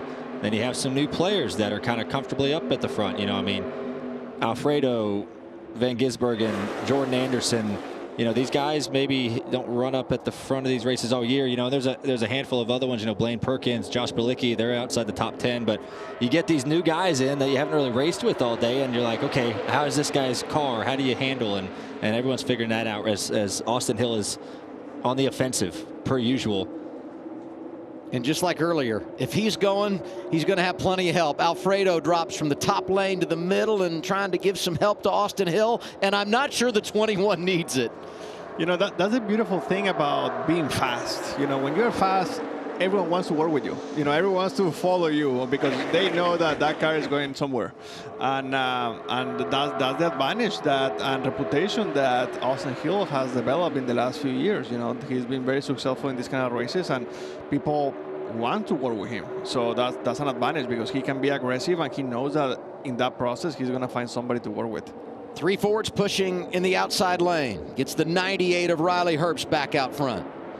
You saw the top just be super tight together there down the back. I mean, they cleared the 21 by 4 cars, you know, just because the 21 didn't have help kind of close to him. So, I mean, Austin can make good moves and things like that. His car's fast, but he needs a little something behind him. You know, you're going to need something behind him, you know, behind you to help you make moves and then continue your momentum. You might get a big run here and there, but if you don't have cars kind of on your bumper helping you, help push you along, your momentum is only going to go so far. So it's not a walk in the park for Austin. I mean, he's got to work his tail off and get good guys around him who can do it. Yeah, they just have to make that bottom line to be disciplined, you know, to be a little bit disciplined. They seemed like they were moving in the right direction, and actually Shane Van Gisbergen, he decided to say, you know what, I'm gonna go to the safe bet. I'm gonna go to the top here, but the bottom, if like you say earlier, you know, if you put 5-7 cars together and they're disciplined to each other, that lane can work. It's been somewhat of a quiet afternoon for Sheldon Creed, 6th in line in that outside lane, driving the 18 for Joe Gibbs Racing. Want to say hi to wife Cammie at home, expecting their 2nd child anytime. I know a big deep breath for Sheldon when he's done here today and he can get back home. There were some questions about would he even come and race this weekend. He's here, he's competing, and Hopefully he makes it back in time. What's impressive as we see the 21 start to charge back up, the 5 hasn't been within a car length of them the whole lap. You know, and usually you got to see, like, cars are tight. You see the outside lane be pretty tight to each other. They're going to gain momentum down the back, bump draft a little bit. But the 5 just cannot get close to the 21 for whatever reason, and it hurts the 21. But like they're not losing a ton of ground, which is just, it just shows you how quick that 21 car is, that he can just pull these lanes with not a ton of help behind him. The 2 obviously wants to try to get up behind the 21, and it is the 2's job too of trying to keep the 5 close. You know, it's the 3rd car in lane 2 that can kind of help him along. But even the 5 is a car length back, and the 21 is going to just drive to the lead. The 21 is one of those cars that he just needs a little bit of help. He doesn't need a lot. Yeah, he doesn't need a lot. Chandler Smith was getting a little impatient in that bottom lane, was able to pick up a position driving around Jeb Burton. Here it comes, 2 feet, up to you tight, hold it straight. Kind of on you tight here late, on you, little bump.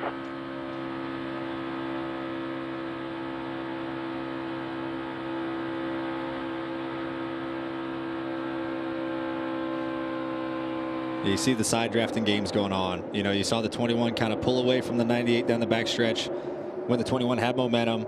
And then you saw when the 98 started to get a little bit more forward momentum, the 21 went up there and stalled him and then pulled down to the bottom lane. And then the 98 chased him down there to get to his right rear. So it's all the kind of the flow of all of these lanes as the 21 is going to get clear for the lead for a second. Oh, 98 came back. But it's just that it's the fun side drafting game that we all do throughout the race. And it's fun to kind of see it in person and talk about it of guys chasing each other around. A couple of drivers that have had penalties today in that bottom lane making things work. The 8 is Sammy Smith right behind him. His good friend Taylor Gray, who runs full-time at the Craftsman Truck Series. You know, Sammy Smith right there, he was being very disciplined, working behind the 32 of Anderson, and he got a little bit of a run. He tried 3 wide. It didn't work for him, but not just that, but that actually hurt the bottom line a little bit. And just like that, it happens all the time. You know, we're seeing Smith right now doing exactly the same thing. All those moves that are happening in the first 6 row, they always affect the bottom, because the bottom is just less organized. The top, look at that. I mean, they have 20 cars in single lane, and that is keeping them in the game. But since the 21 is so strong, he just can't continue to be in the fight, even though that behind him there is not a lot of organization over there.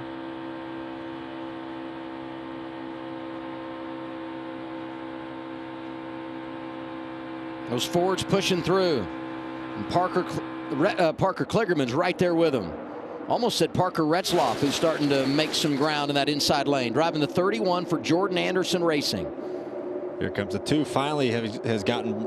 Oh, Kligerman's going to try to jump in that Chevy train there and try to get lined up with the 21 and the 2 car. They had to figure out a way to break the Fords up somehow. You know, they had to get their numbers of their own. And Parker thought that was the best move to do to, okay, how can I lead this line now? How can I be the guy going forward instead of stuck, you know, 4th, 5th? Dash for Cash update. You see the numbers bottom right. Ryan Sieg is 2nd. A.J. Allmendinger, the only other driver still in the race. 24th, but a damaged Chevrolet for him.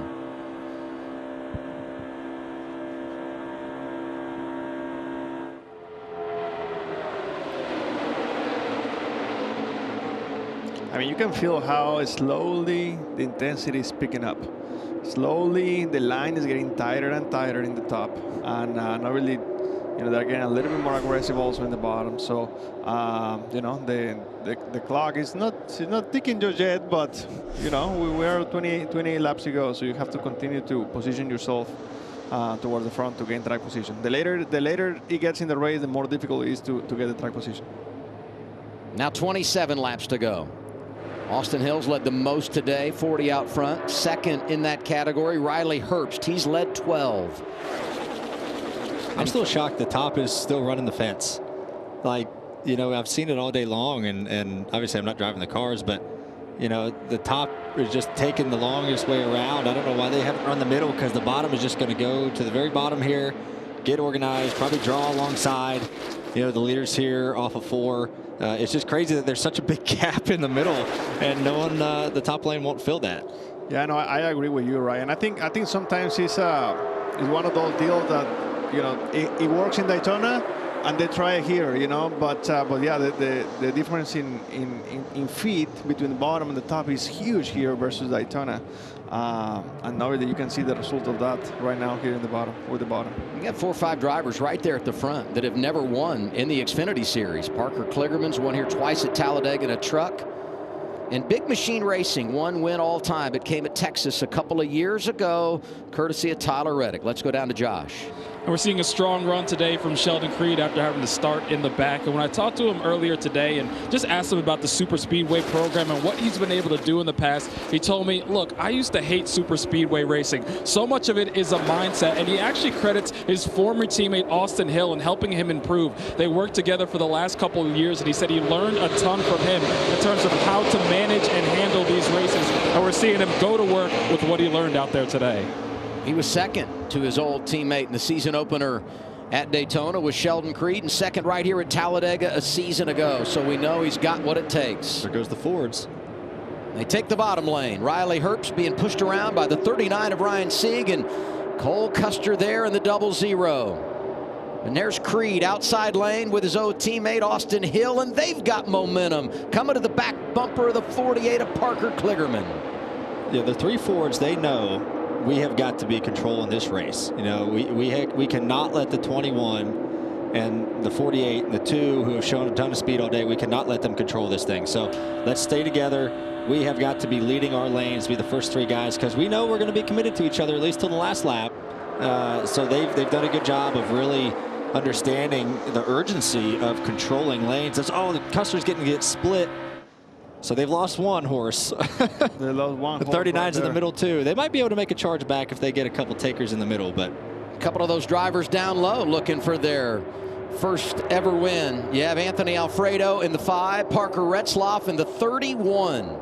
You know, that's a perfect example of when you split your manufacturer, you are more vulnerable.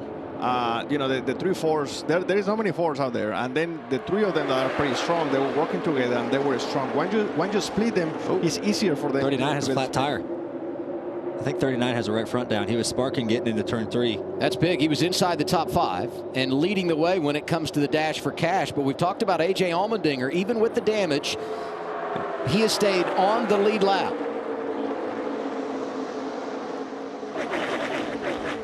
Tough break for Ryan Sieg. Going to bring it down the pit lane. Josh? Tough break for 39 of Ryan Sieg. As you saw, a flat tire there. He's having a great run. Of course, one of the dash for cash contenders, but they had to come down and pit to fix that tire, guys.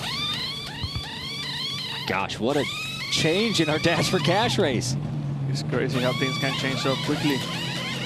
And what a change at the front. You guys talked about the Fords getting broken up. Now they've lost one of their wingmen, and Ryan Sieg and Riley Herbst and Cole Custer find themselves now right in the middle of the beehive as we hit 23 laps to go.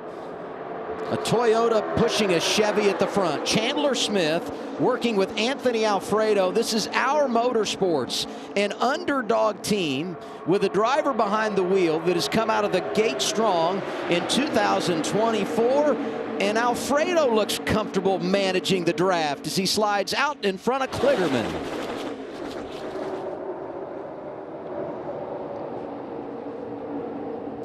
Taylor Gray, too, second car leading that middle lane behind his teammate. Haven't really talked about him much today. He's done a good job keeping it clean, finding his teammates, and coming to 21 to go. He's working his way up towards the front. Just over 20 laps remaining here at Talladega. Alfredo leading Kligerman, Austin Hill, Sheldon Creed, and Shane Van Gisbergen. It's going to be a fun finish here at Talladega Superspeedway on Fox.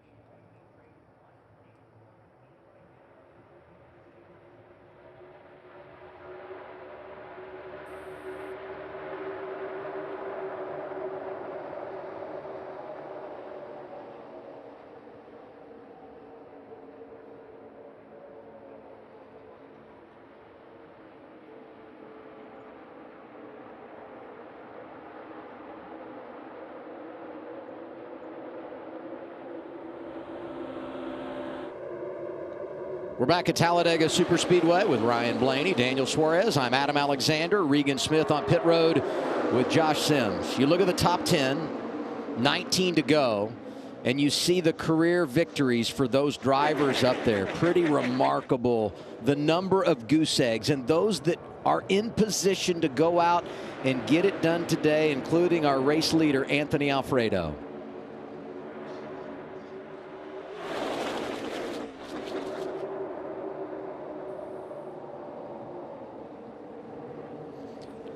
Ryan Sieg made an unscheduled pit stop with that tire issue. He's the only car one lap down, so a caution could get him back in the game. This is when we think he had the issue right here. Yeah, so they were trying to get to the top, and just like not a lot of contact with the wall, so he's looking in his mirror. Ryan's probably looking in his mirror, and he's trying to follow because the 00 is kind of almost leading that lane from the back of like where to block, where to go. He saw the outside was coming, so the 39 is probably looking in his mirror like, oh, I got to get to the top, and just I don't know if he was maybe looking in his mirror too long and just touched the fence and ended up cutting the tire down. So really tough break for those guys. He's hoping, obviously, they get a caution. He's the only car one lap down. He would get the lucky dog. That way he can get back in the race. Right now, A.J. Allmendinger sitting pretty to win the $100,000. You know, I was counting A.J. You know, I was counting him out.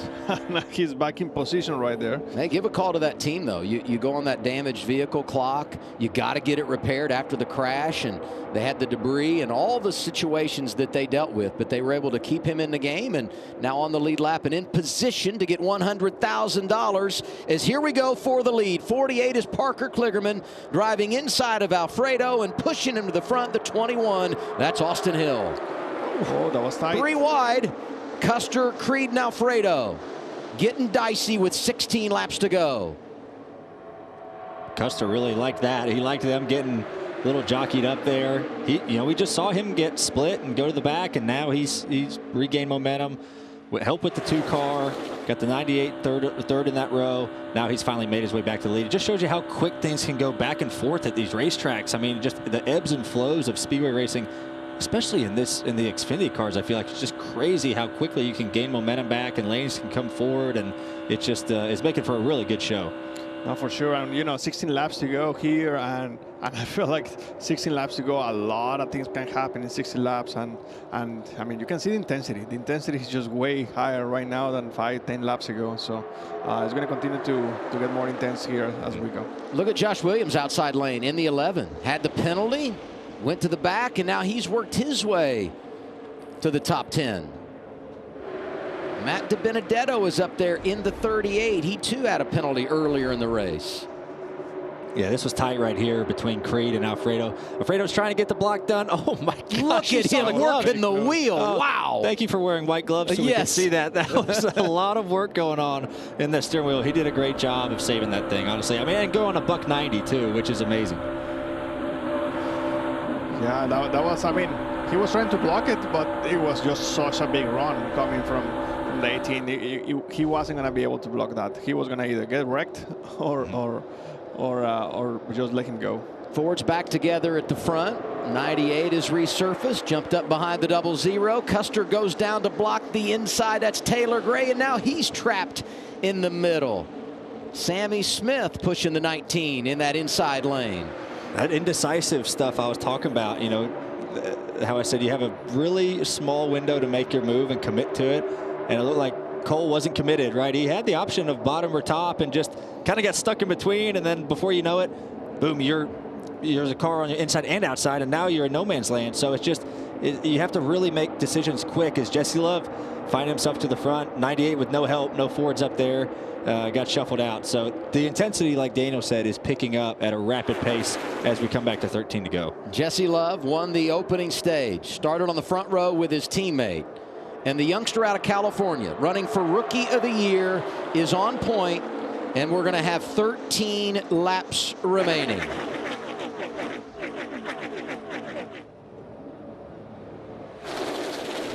Just when I feel like it's going to settle down and the top's going to prevail, the bottom starts coming again, and then everyone's 3 wide and 4 wide, and then chaos resumes. You know, something that I don't feel like a lot of the competition wanted to see was the 2, the 48, and 21 together. You know, those 3 cars are pretty quick, are pretty fast. You know, 2 teammates and one you know, kind of like 50% teammate with an alliance there. So those guys, we know that they're going to work together. They're going to try to stick together, and they're going to be hard to split up. Yeah, and you just see the raw speed, right? When Jesse Love got clear, the top is prevailing, like right away. He's just tugging that lane along. The bottom lost some cars. They've kind of just bailed to the top. So it might string out here a little bit. But it just shows you the pace that car has, that he can really decide if the lane's going to get strung out or not. And it just took him a while to get to the front, but he did a good job getting there. And now he has complete control. Totally. Until Parker decides to make a move on. Yeah, but most likely it won't be anytime soon. You know, right, I think they're going to just continue to ride there for as long as they can.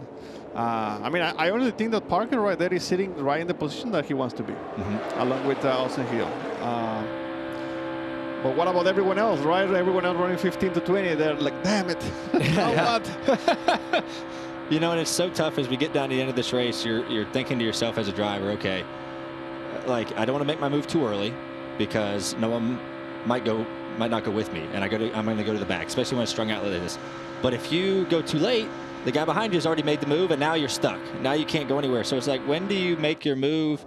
When you're guessing when guys behind you are going to start making their moves, so you're judging that from how far of a gap are they getting behind me? Are they planning a run? Do I lay back to them to try to not let them get a big run and kind of take their energy away? So it's all these decisions right now, and this is, to me, the worst mindset as a driver you can have. Everything is single file. You're coming to 10 to go in the race. All these scenarios are running through your head of, when can I go? When's the other lane's going to go? When's the guy behind me going to bail on me? So this is like, you're just waiting for the big storm to come, which is, it's gonna come here pretty soon. What's up, Regan?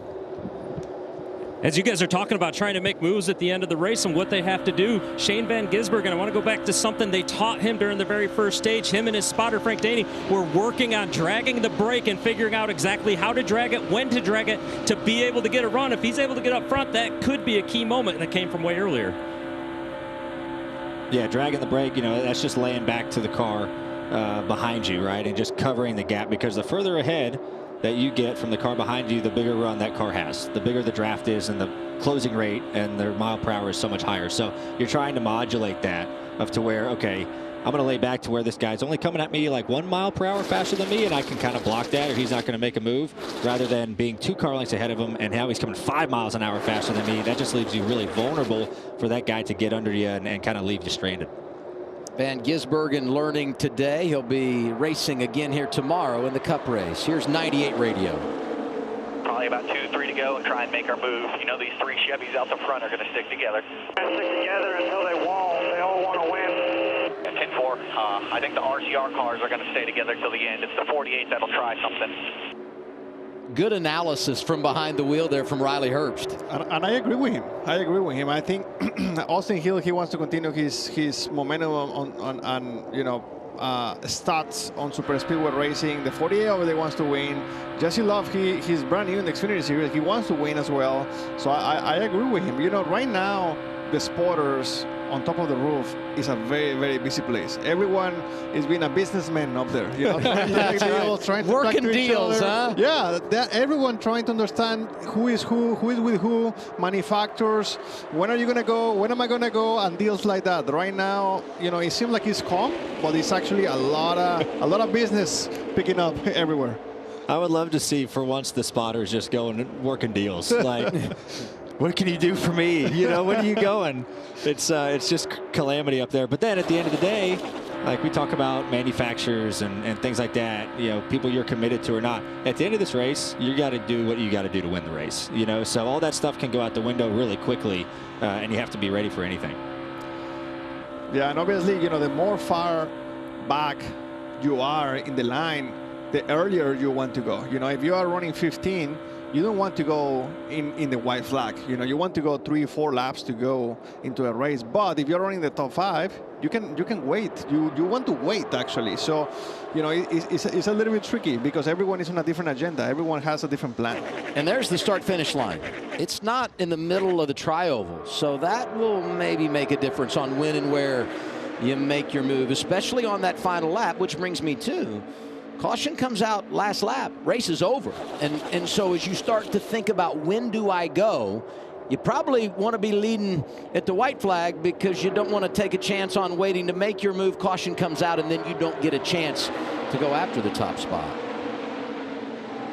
And you know, every spotter is telling their driver, right, everyone's single file along the top right now. And as soon as some of those cars start bailing, you know, the last handful of cars in the row that have to kind of start going with 3-4 laps to go, the spotter's going to let the driver know right away, hey, he's 5 rows back, 4 rows back.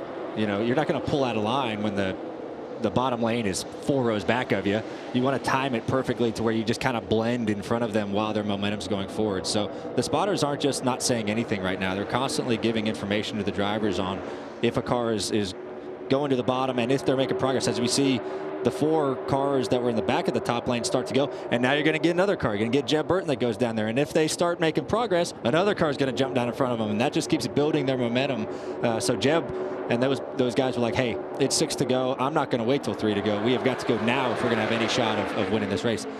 And then they don't stay committed to each other, and then they lost the car. That doesn't work. You know, they have to be disciplined to each other. They have good cars down there, but they have to be disciplined. Like, yeah, they have to commit to each other. As soon as I mean, that's a great move from the 81. You know, as soon as he saw that they were not very committed to each other, he said, you know what, screw this, I'm going back to the top. You know, and Jeb thought he'd made a good move, right? He's like, man, I'm going to be leading this bottom lane. We got 5 cars. We're going to go to the front. And then you get bailed on. You're like, well, dang, that plan didn't work out. So you got to realize that these tracks, not every plan is going to work out. Not every move is going to be the right one. Or someone else might have a different agenda, and they don't do what you think they're going to do. And now you have to start back from level 1, you know, and try to rebuild a decision on how you're going to get back to the front. Jesse Love won the ARCA race here at Talladega last year. One of his 10 victories en route to the ARCA championship. Got his picture put on the wall in the Hall of Fame just this week, honoring that win 1 season ago. And today he went down with his old team, sat on the pit box, and the new driver there, Jake Finch, was able to win the race. So perhaps a little synergy, a little momentum for Jesse Love, the rookie, leading with 4 laps to go at Talladega. We talk about Jesse, you know, rookie, and he is, but he did a great job at Atlanta. I mean, he controlled like the whole race at Atlanta, our last Superspeedway. I'm gonna call Atlanta Superspeedway because it is, but like he controlled the whole thing and just ran out of gas and wasn't able to win the race. So he does a good job of realizing. So look at the gap. Look at Parker. Parker's like timing things right now. He's like, how far can I lay back and what's my run look like? Okay, was I too far back getting into 3 that time to really make this move correctly? And so he's going to continue playing with that gap and laying back to the 21 and just seeing how fast he can close in on the 2 to when he's making his move. He's plotting he's making a plan right now to hopefully everything goes according to his plan. And you can see how everyone in the top 7 is pretty tight, you know, bumper to bumper. And that tells me that Jesse Love is trying hard to keep the gap close because he knows. Here we go. Here we go. 48 looking out of line. Austin Hill drops down low. Sheldon Creed is there. Love comes down to block. 3 to go. We called it right. I mean, you've got to start getting antsy with 3 to go. Oh, you're going to start shoving hard too. Oh, you see the 5. Josh Williams pushing hard on the backside of the 18. Shane Van Gisbergen is there in the 97. Cole Custer back up there. His teammates there as well. Creed out of line. Creed took the right move. I thought it just the 11 didn't go with him, right? But he's going to get a little 48. Help. Yeah, he'll get help. So now he's going to be leading the top. That's what he. Oh no! Man, and look how far out Jesse Love is. Coming to 2 laps to go. Momentum for Austin Hill. He goes to the outside lane, going for the race lead. Josh Williams thinking about making it 3 wide. Now he's going to push Hill. Look who's back out front and in charge of this race with inside of 2 laps to go. And Austin Hill has to block 3 lanes. They are 3 even. They're tight. Where are you going to choose? That was the best decision. I feel like the top has the most momentum down the back, right? So he chose that, got the shove from the 48. Now the 48's clear. Oh! There goes Austin Hill out of shape. Can't hang on to it. Oh my God! I thought you were gonna say. And there's the caution. 5th caution of the afternoon. It comes out way before we get back to the white flag, and we'll go to overtime at Talladega. Jordan Anderson tore up. 07, Patrick Emmerling, was having a good day. You know, he looks like he got some damage. What is it about Talladega and Austin Hill? So dominant at Daytona and Atlanta. He's been good here, but something always seems to happen. He needs to go hang out with Ryan, and they have to, they have to share some notes because they're the other way around. Let's listen to 48 audio Parker Kligerman radio. Did not touch him. He literally just lost it. He's right. It's kind of right. I mean, he was very, very close, but he started having wiggles kind of like before he touched it.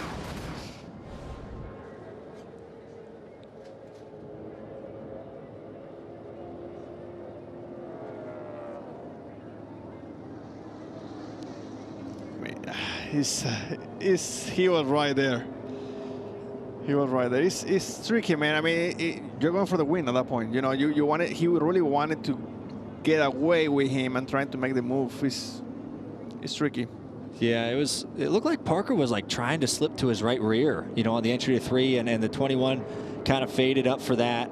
You see, so the 21's fading up. The 48 kind of touches a bumper, touches him a little bit again, gets the 21 wiggling it. And once the 21 got, you know, once the back gets wiggling and the bumpers kind of touch wrong, it's so hard to save these cars. I mean, the spoilers are narrow. It's not like the rear side forks that we normally have, where the spoilers are a lot wider that go over the rear quarter panels. These cars are so finicky and light, and the springs are super stiff, and it makes it really hard to gather it. So, yeah, I like Daniel said, just racing for the win. I mean, guys are going to take chances and try to do the right things, and sometimes it just turns the guy in front of you.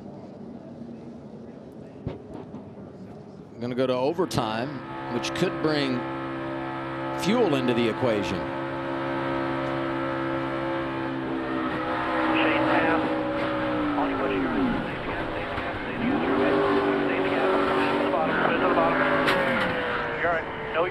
No caution. And I give so much credit to Austin Hill because he never gave up on it. He was driving that thing all the way to the end. And for a couple of instants, I thought he was going to save it.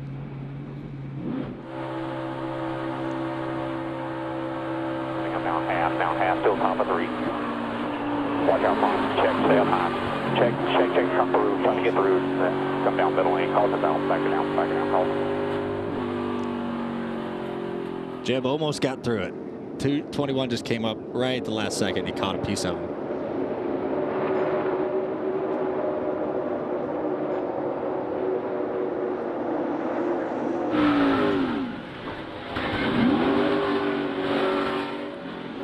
Look at our top 5 as we go to overtime. We got Parker Kligerman, Josh Williams, Parker Retzlaff, Jesse Love, and Sheldon Creed. None of those drivers have won in an Xfinity car. The stress of Talladega.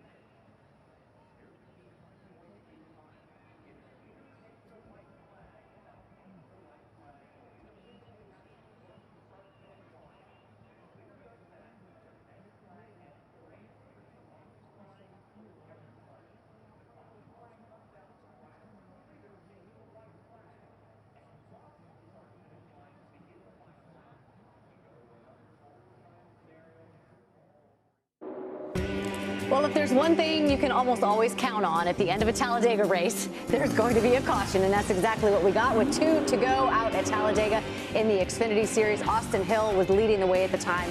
He led the most laps in this race so far. Back here in the studio, Shannon, David, and Jamie. I mean, we were all ready to just pack it up and name a winner, weren't we? It was a pretty smooth race, and it was kind of a deja vu moment. You saw those RCR cars up front, and Austin Hill has done what he's done for most of the super speedways this year. He just easily took the lead a couple laps ago, and we thought, man, I don't know that he's going to be overtaken, but a little contact there and sideways, and it went away. Yeah, it looked like he was going to have control of the race, and unfortunately for him, he's obviously been the best at the drafting style racetracks, had control of this. Again, though, not going to be able to get it done at Talladega, but when I look at that top 5, we talk about it being a big opportunity. You see Parker Kligerman looks like just barely gets into the back of him, but a big opportunity for the top 5 from Kligerman, Josh Williams, Jesse Love, Shannon, who you picked in the pre-race to win. He's led 21 laps so far. Blaine Perkins, that's a name that we don't talk a lot about in the Xfinity Series, but we've seen surprise winners before here at Talladega. Might see one again today. I did say, though, if we have one caution, we'll probably have 5 more I think cautions. we're going to get to have another one as well. Yes. Absolutely. And one thing that we sort of looked at the trends is that Chevy really has been dominant on these types of drafting racetracks. If you look at these stats over the past couple seasons, I mean, it's just incredible. And when you look at that scoring pylon right now, the Chevys are certainly out front. Yeah, leading in all categories, poles, wins, top 10s, laps led, Colleague racing, RCR, you think about those guys constantly up front leading laps. You know, the Fords really don't have the numbers to work together and to compete, but Cole Custer and Riley Herbst still in the mix of this thing, running in the top 10. And of course, you have AJ Allmendinger, who's right now out front for that Dash for Cash.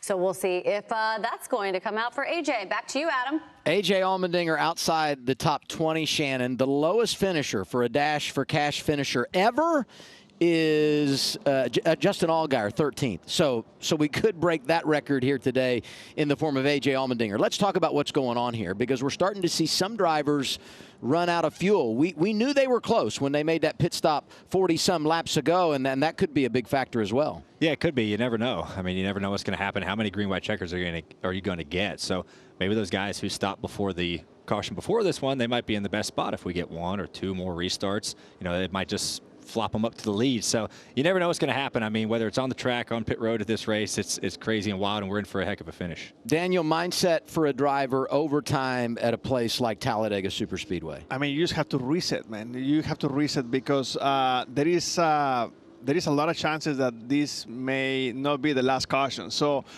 you know, if you have enough fuel, continue to save fuel, continue to stay calm, continue to, you know, communicate with your spotter, who's going to be around me, who has damage, who is clean. You know, there is a lot of things going on. And like we talked earlier, there's still a lot of deals going up there in the roof, who is clean and who's going to work with who. So many good stories inside the top 5, top 10, among them the 97 of Shane Van Gisbergen. Here's their radio. Slosh it back and forth to get the box full of fuel in the fuel cell. If we're on the bottom lane, we'll ride to apron 3 and 4 to be able to make sure it's good, okay? Okay.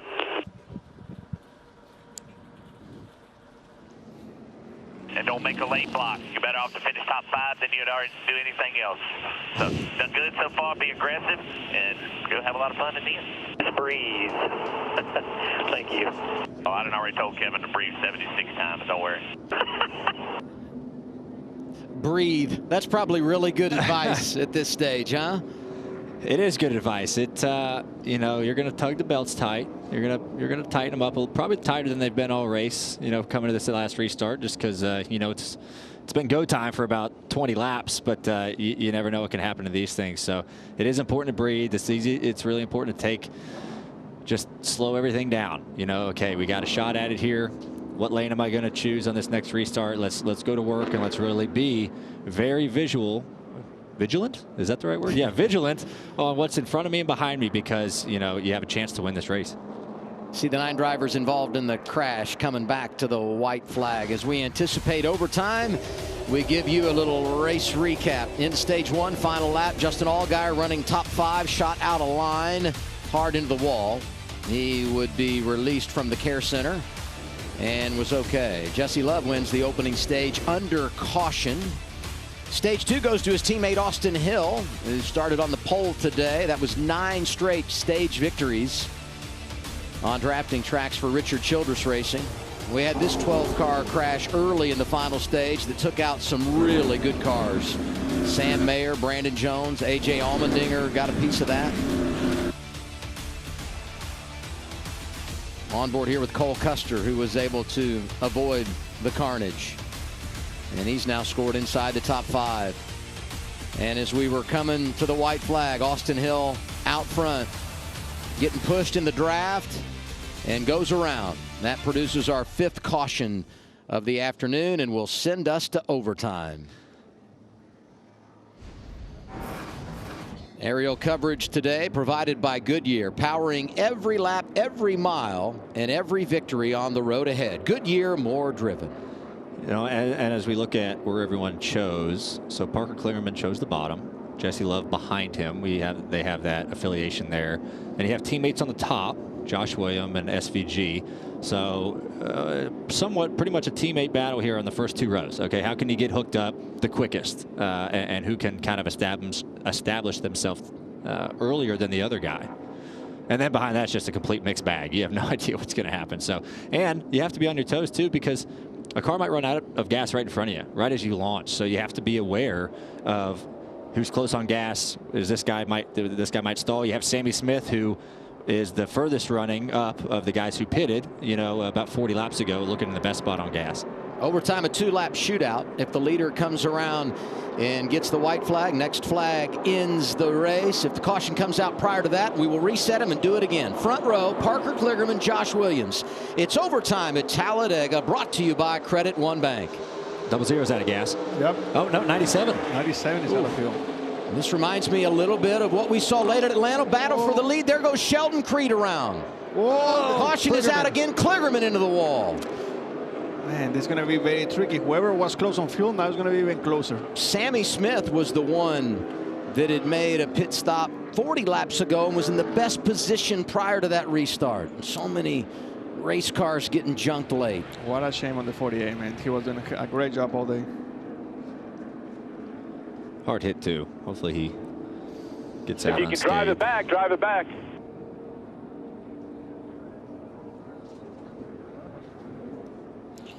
The front tires are stuck in the ground, along with the splitter. Window net coming down, so Kligerman's done for the day. A whole lot going on as we had the first overtime restart. The 97 was the first one.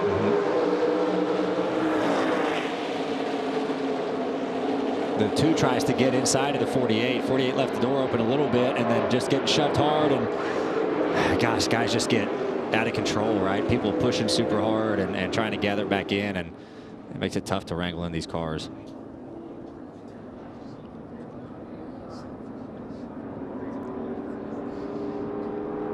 Well, it was tricky. I'm not sure if the 2 was trying to get on the inside or he was just getting pushed so hard. Pushed, yeah. He ended up in that spot.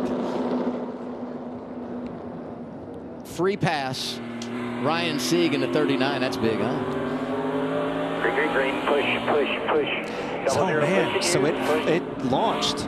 And then you really don't see them launch if they're out of gas. They'll normally run out kind of as they go to throttle. But he launched for a second and then it ran out of gas, which was, I think, took everyone by surprise.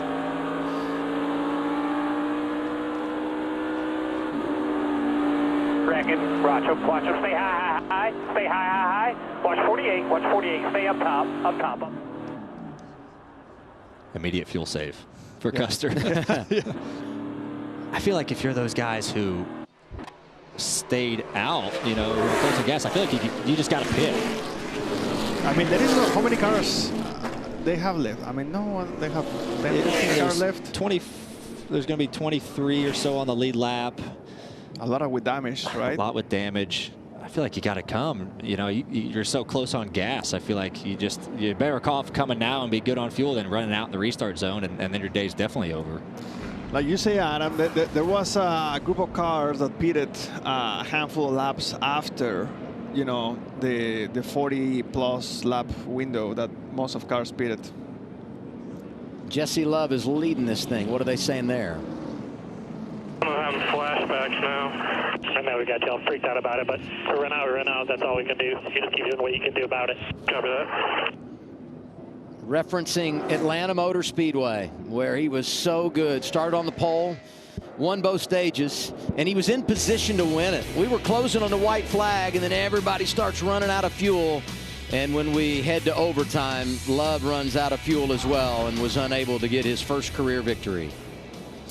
Yeah, you're going to have a few cars coming. You got Custer's coming in. And he's on the same fuel window as Jesse Love. You got the 28 of Kyle Seat coming in behind him. Now, the 8 of Sammy Smith is much better in the fuel situation than Jesse Love. And behind him, Leland Honeyman, Haley Deegan. They also pitted 43 laps ago, so they should be in a pretty decent spot as well. We'll take a break. Double overtime coming your way at Talladega when we return on Fox.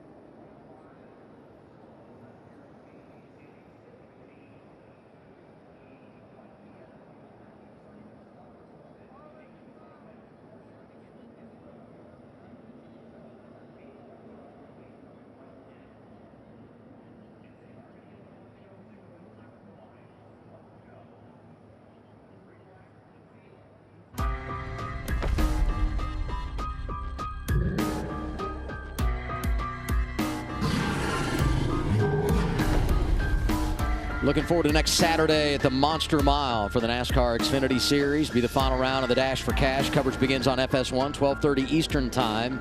We thought Sammy Smith was going to be good because they had made a pit stop to top off at lap 76.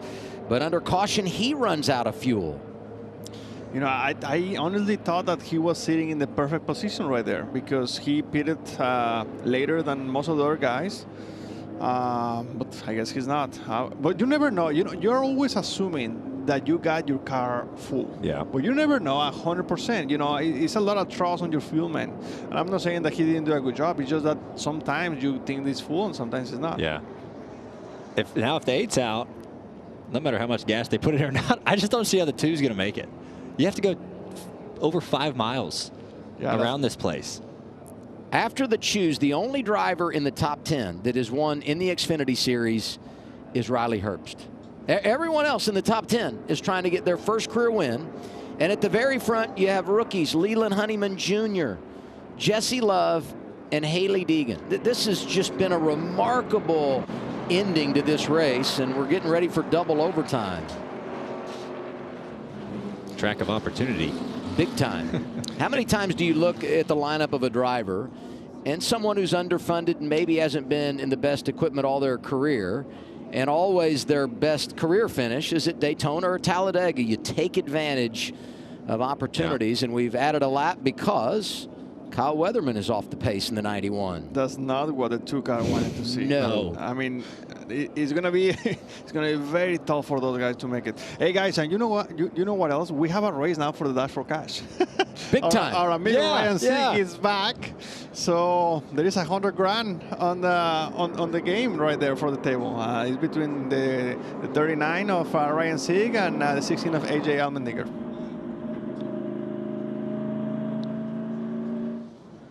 You look at the top 10, there's Ryan Sieg, there's AJ Allmendinger going for the $100,000. Sieg had that tire issue, went a lap down, went a couple of cautions without getting the free pass, but now he's got it and a chance to pick up the 100 grand. And when you look at the top 10, look at 5th, 6th, and 7th. Poole, Baccarella, and Ryan Ellis. That's Alpha Prime Racing.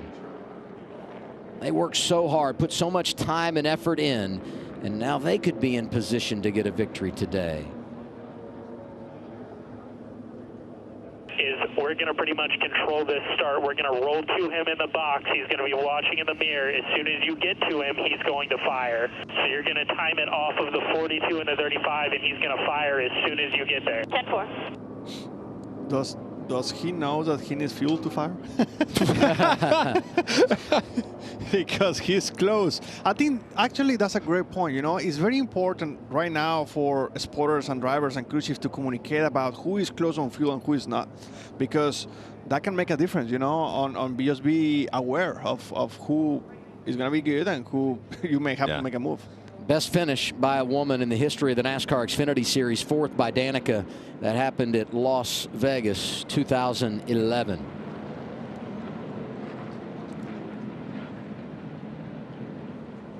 Yeah, and another thing, I mean, these top 7 cars, you see 53 laps for Love, 45, 46 for the others. Like, okay, did you save any gas that last run? Maybe some guys saved some gas. Guys and girls saved some gas, and it might give them a little bit extra of a cushion, you know. So you never know what everyone did and who's going to fire or not. But I am excited for the end of this race. This is going to. There's a lot of people in this top 10, in this top 15 that aren't used to racing for the win and not used to being this close up towards the front of the Superspeedway. Okay, how do you? Now you're in a whole nother ball game as opposed to running, you know, 20th or so. Now you're leading lanes. Now you're actually making big decisions on what a lane needs to do to move forward. So complete trial by fire right here for these folks. Pace car is in. Double overtime at Talladega. Jesse Love, the rookie, in control of the field.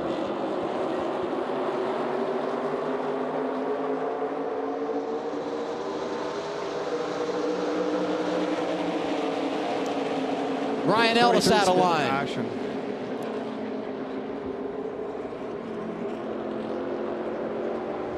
Love jumps out front, no caution yet. Still in green. We have a car backwards. Still green. 2 of Jesse Love's pretty far out in front. Couple lanes coming to him pretty quick. I think the caution is going to come out. Oh, no, he's putting it back. Ryan Ellis trying to get it going in the 43. Remember, once we take the white flag, the next flag would end the race. Riley Herbst making his way up through the field. He's going to get lined up with that Mustang of Haley Deegan here. They might have a big run coming to the 2 if they can get connected. Joey Gase, 35 down low, pushing the 42 of Leland Honeyman Jr. Big run by the 42. Jesse Love up to block. Coming back to the white flag. There it is. Next flag will end the race.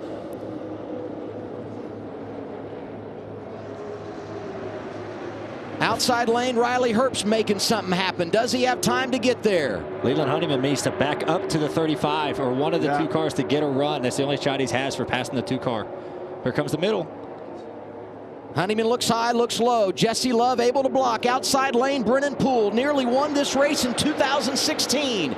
Anthony Alfredo is there in the 5. Poole's trying to get there. He's there. He's there outside. He's there. Brennan Poole outside lane. Heartbreak here for him 8 years ago. From the Woodlands, Texas. Side by side as they come through the tri-oval. Inside Love, outside Poole.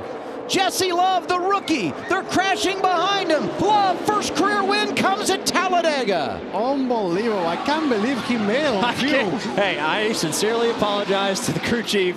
We did not think he was going to make it on gas, but what a race, what a job that he did, and redemption for Atlanta. Go playoff races! Nope. Hell of a job. Hell of a job. He served notice in the season opener, how good he was. Won the pole at Talladega, at Daytona, and won a stage. Comes back at Atlanta the next week, wins the pole again, wins both stages, and you knew that he had an opportunity. But that day, they ran out of fuel.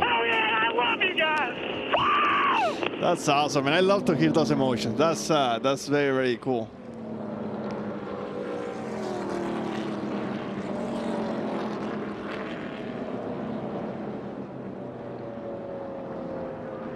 He's the 7th driver to get his first win at Talladega.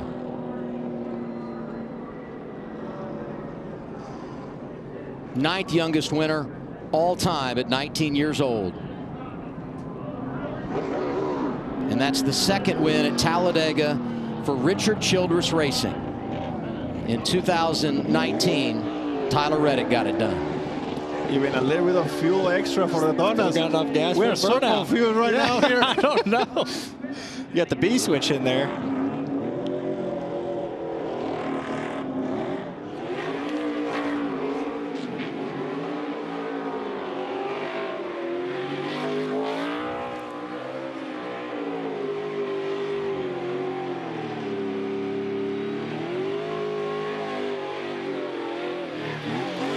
Now 14 wins in the draft for Richard Childress Racing, the most all time. And they're 3-0 this year. Austin Hill delivers in the season opener at Daytona. He won a week later at Atlanta, and today belongs to the rookie Jesse Love, who gets his first career win at Talladega Superspeedway. What a great race.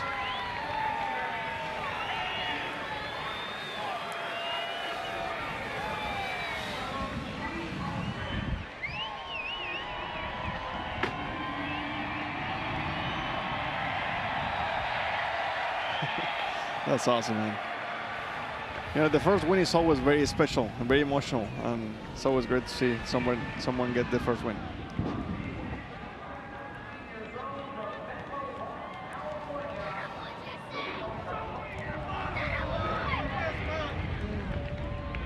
Riley Herbst was 2nd, Alfredo 3rd, Honeyman 4th, Brennan Poole 5th.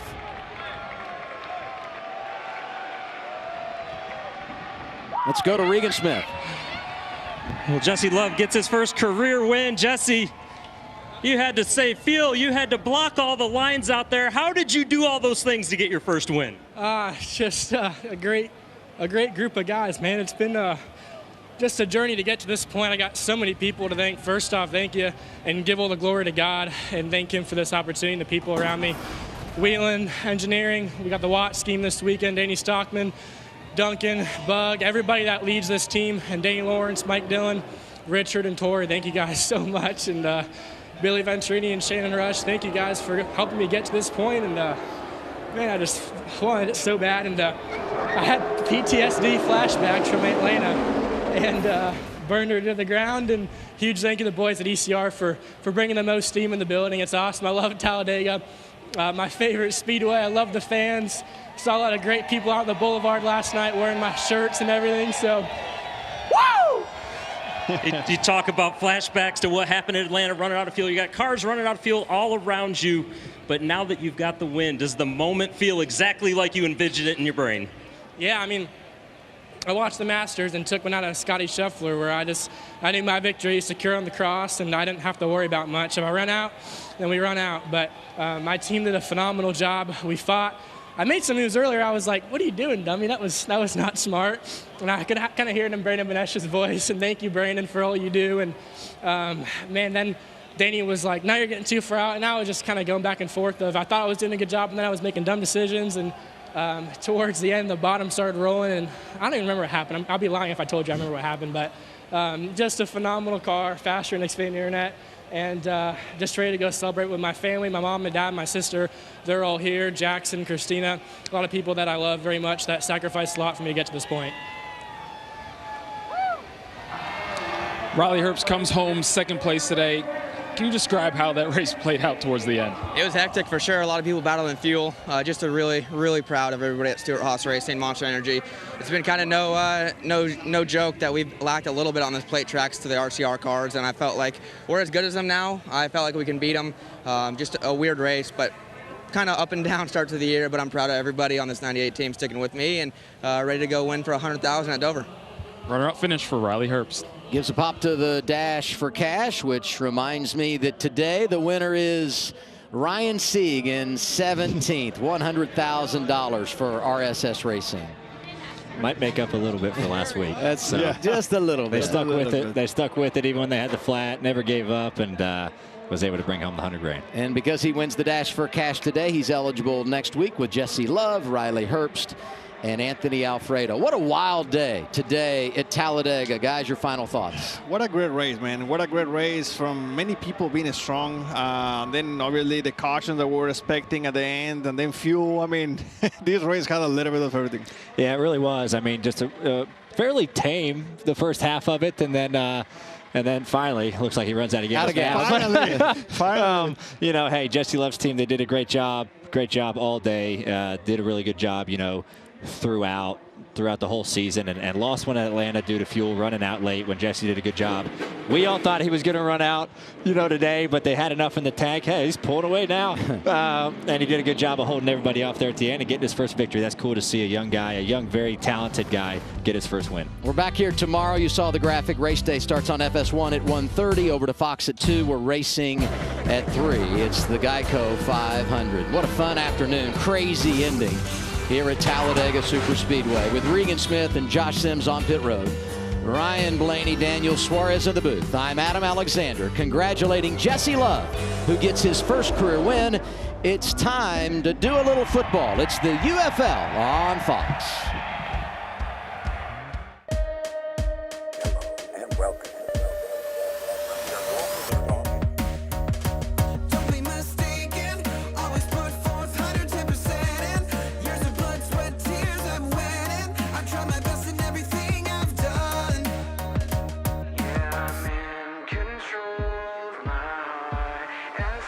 So if you want to go up to the top, you may only get one shot. And if there's no shot at the top, always give everything you've got. This copyrighted telecast may not be reproduced, retransmitted, or used in any form without the authorized written consent of NASCAR Broadcasting. NASCAR would like to thank all of our fans for your support, and we hope you enjoyed today's broadcast.